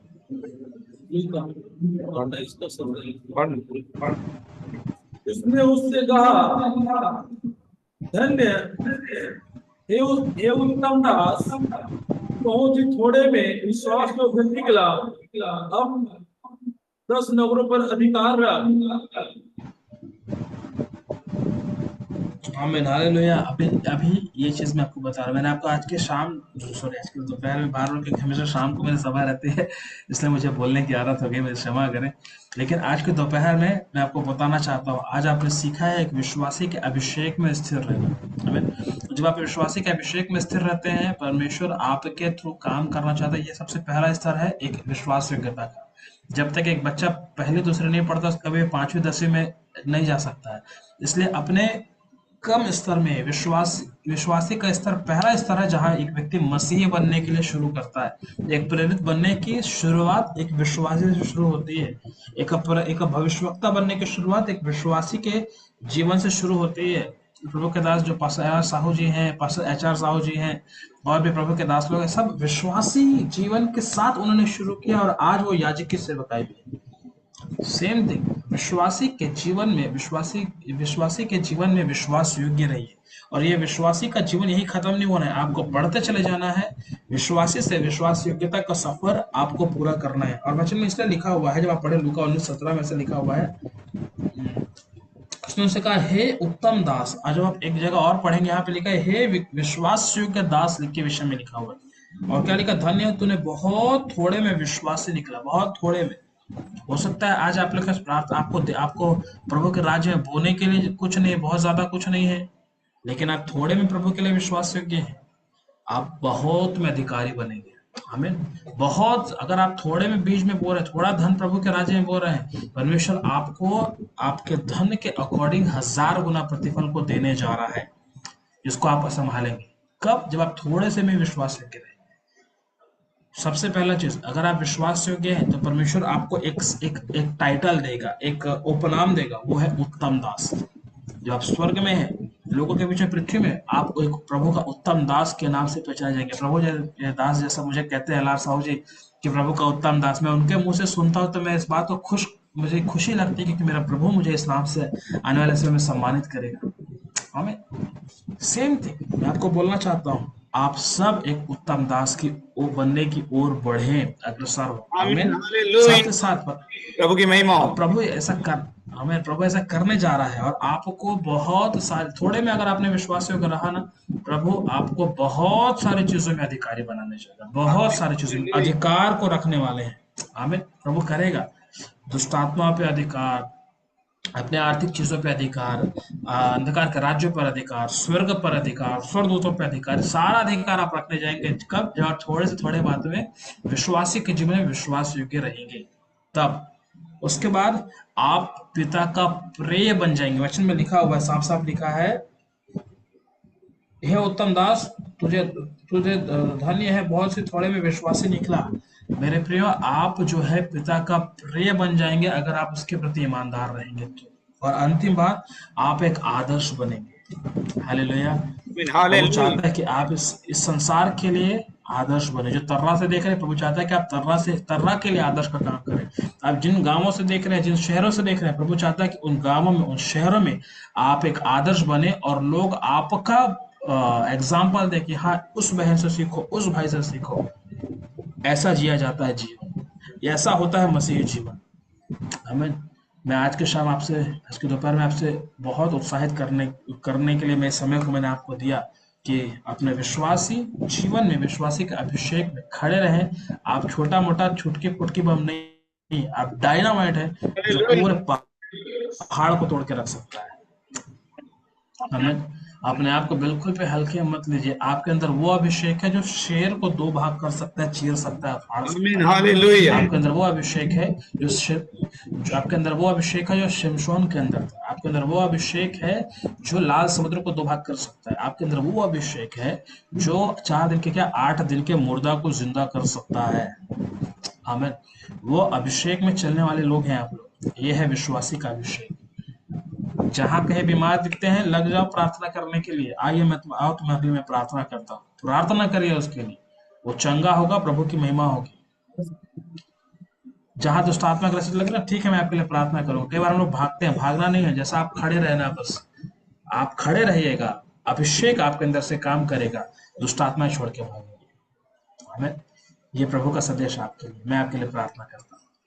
खुदा मैं धन्यवाद करता प्यारे परमेश्वर, मैं प्रभु के दास आते प्रदास एला साहू जी के लिए पिता, इनकी सेवकाई के लिए, कलीसिया के लिए मैं धन्यवाद करता प्रभु कि बड़े सुंदर तरीके से ये पिता आपके आत्मा की अगुवाई में लोगों को लेकर चल रहे परमेश्वर। इनके जीवन को मैं आपके हाथों में सौंपता प्रभु, और तमाम बातें पिता जो इनकी कलीसिया को, इनके परिवार को, इनकी सेवा को, इनके आत्मिक जीवन को डिस्टर्ब करती है, हर एक अंधकार की ताकतों को, दुष्ट शैतान की ताकतों को यीशु के लहू से बांधकर यीशु के नाम में मैं नाश करता हूँ, तोड़ता हूँ यीशु के नाम में, यीशु के नाम में। आमीन। यस हर एक बंधनों को ब्रेक करता हूँ यीशु के नाम में प्रभु जी, और भी आत्मा के बाढ़ों को मैं खोलता हूँ यीशु के नाम में। यस आत्मा की बाढ़ को मैं खोलता हूँ यीशु के नाम में। आमीन। यस मैं प्रार्थना करता पिता कलीसिया के हर एक सदस्य आत्मिक वरदान से भर जाए यीशु के नाम में प्रभु। आमीन। यस पिता होने दे हर एक को तो दर्शन देखने का, भविष्यवाणी करने का, सभी को 5 प्रकार की सेवकाई का अभिषेक इस कलीसिया से, इस कलीसिया के अंदर लोगों में बढ़ने पाए यीशु के नाम में प्रभु से। प्रभु जी मैं प्रार्थना करता हूँ कलीसिया के लोग पिता आर्थिक बातों में, शारीरिक बातों में पिता, संसारिक बातों में, खुदाबंद मानसिक बातों में, पारिवारिक बातों में, कलीसियाई बातों में, हर बातों में, आत्मिक और सब बातों की उन्नति की मैं घोषणा करता हूँ। आमीन। यस स्वामी। विशेषकर और भी जवानों का प्रभु इनके कलीसियाओं में आने की मैं घोषणा करता हूँ, द्वारों को खोलता हूँ यीशु के नाम में। हर एक अधोलोक के फाटकों को जो इस भाई की पास आपकी कलीसिया के लिए खुले हुए हर एक अधोलोक के फाटक को मैं यीशु के लहू के मुहर लगाकर बंद करता हूँ यीशु के नाम में। आमीन। यस आप सहायता करें खुदा, हर एक विश्वासी आशीषित होने पाए प्रभु, लगातार तेरे विश्वासियों की तरफ बढ़ता चला जाए प्रभु, और आने वाले समय में पिता ये कलीसिया पिता बूम करे खुदा, कलीसियाओं में लोग मुर्दों को लाने पाए और वो पिता जिंदे होकर यीशु के नाम से जाने पाए, ऐसा तू अनुग्रह करना चाह रहा है प्रभु। यीशु लंगड़ों को लोग लेके आ रहे हैं प्रभु, और तुमको चंगा करके भेज रहे इस कलीसिया से प्रभु। धन्यवाद ऐसा करने के लिए प्रभु।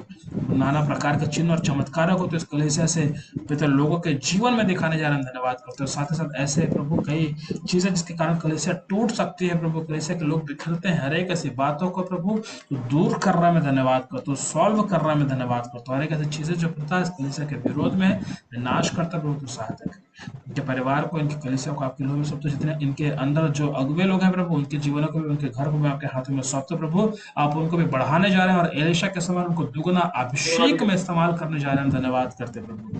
धन्यवाद ऐसा करने के लिए आपके प्रिय दास को, उनके परिवार को आपके लोगों में सौंप कर फिर से मैं आशीष देता हूँ प्रभु। और हर एक बात में खुदावन डॉक्टर पॉल, उनका पूरा परिवार जिसको सेवक है रायपुर, इनके लिए लगातार दुआ कर रहे, प्रार्थना कर रहे प्रभु, प्रार्थना का प्रतिफल आने के लिए हम प्रार्थना करते हैं इनके घरों पे खुदा।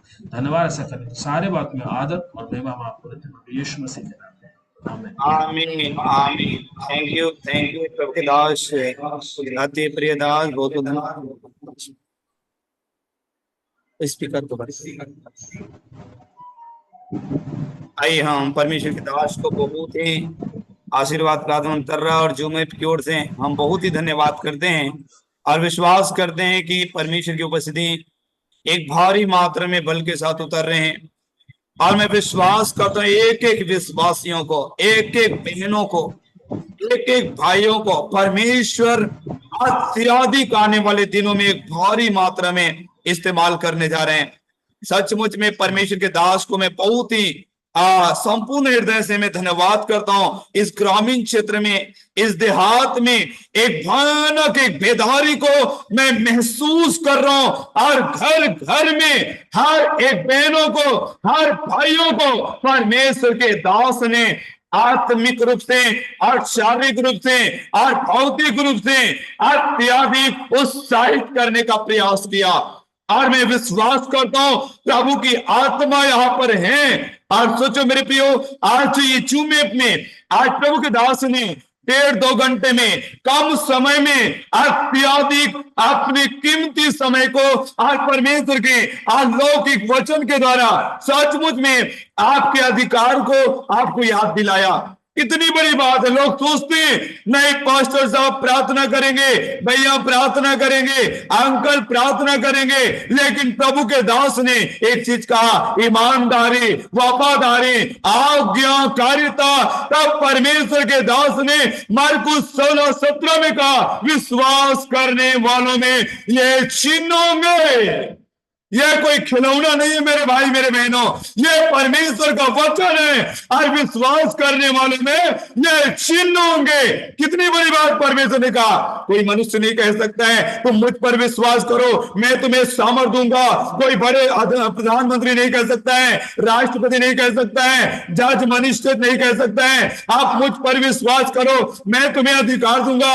लेकिन मेरे प्रभु ने, मेरे स्वामी ने, मेरे यीशु ने कहा यदि तू विश्वास करे और बपतिस्मा वाले तो तुम्हारा उद्धार होगा। और विश्वास करने वालों में चिन्ह। कितना बड़ी बात मेरे बहनों मेरे भाइयों, आज आप जिस चीज में दबी हुई, जहां से आप निकलना चाहते हैं, आप आज्ञाकारिता में रहना चाहते हैं, आप है ना पावरफुल बेटी और बेटा बनना चाहते हैं, पर प्रभु यहां पर लिखा है विश्वास करने वालों में यह चिन्ह होगा। कितना बड़ी बात लिखा प्रभु ने, केवल विश्वास करिए, विश्वास योग्यता में बने रहे। और कहता है बीमारों पर हाथ रखोगे चंगे हो जाएंगे। और आप जिस बीमारी में आप विश्वास करें और अपने सर पर हाथ रखे और कहें प्रभु आपने वचन में लिखा है, क्योंकि बाइबल कहते हैं मार्कुस 9:23 में कहता है विश्वास करने वालों के लिए सब कुछ सब कुछ सब कुछ सब कुछ हो सकता है। मैं धन्यवाद करता हूं 40 दिन से उपवास प्रार्थना के 40 दिन पूरा होने के शानदार अत्याधिक अलौकिक अवसर पर प्रभु के अति प्रिय दास, सचमुच में मैं प्रभु के दास को मैं बहुत ही संपूर्ण हृदय धन्यवाद देते हुए पूरे उनकी स्टाफ को, उनके फाउंडर को भी, और यीशु बुलाता है प्रार्थना रायपुर के हर एक प्रार्थना योद्धा के लिए भी मैं धन्यवाद करना चाहूंगा कि उन्होंने समय निकाल करके हमारे सुमित में, हमारे भवन में, हमारी इस जगह पर आए और सचमुच में प्रभु ने हमें जिंदा रखा और जीतों के बीच में रखा और भला चंगा रखा। और इस उपवास में तो प्रभु ने कई अनुभव दिया जो लगातार सोचते आज ही गए कल ही गए, लेकिन प्रभु ने कहा मैं मनुष्य केवल रोटी से नहीं परंतु परमेश्वर के मुख से निकला हर एक वचन से। और उन्होंने आज साबित किया, परमेश्वर ने प्रमाण दिया मेरे बेटा वो वचन पूरा हुआ और आज हमें जिंदा रखा। और धन्यवाद करते हैं आज सचमुच में मैं प्रभु के दास ने जो लगातार मेरे बहनों आपको अत्याधिक उत्साहित करने का प्रयास किया है वचनों से। बोलते ना मेरा प्रचार और मेरा वचन है ना लुभाने वाले नहीं, लेकिन परमेश्वर के दास ने परमेश्वर के वचन को रखा है। आपको कितनी बड़ी बात, आपका ताकत यीशु है, आपका ताकत यीशु है। आपको जो कुछ भी लगता है जिस परेशानी में आप कहें लिखा है प्रभु विश्वास करने वालों के लिए। आज मैं धन्यवाद करता हूं सचमुच में परमेश्वर के दास ने इस उपवास के पहले सेक्शन को समापन कर गया और उसमें पूरी रीति से हम सबको आशीषित किया।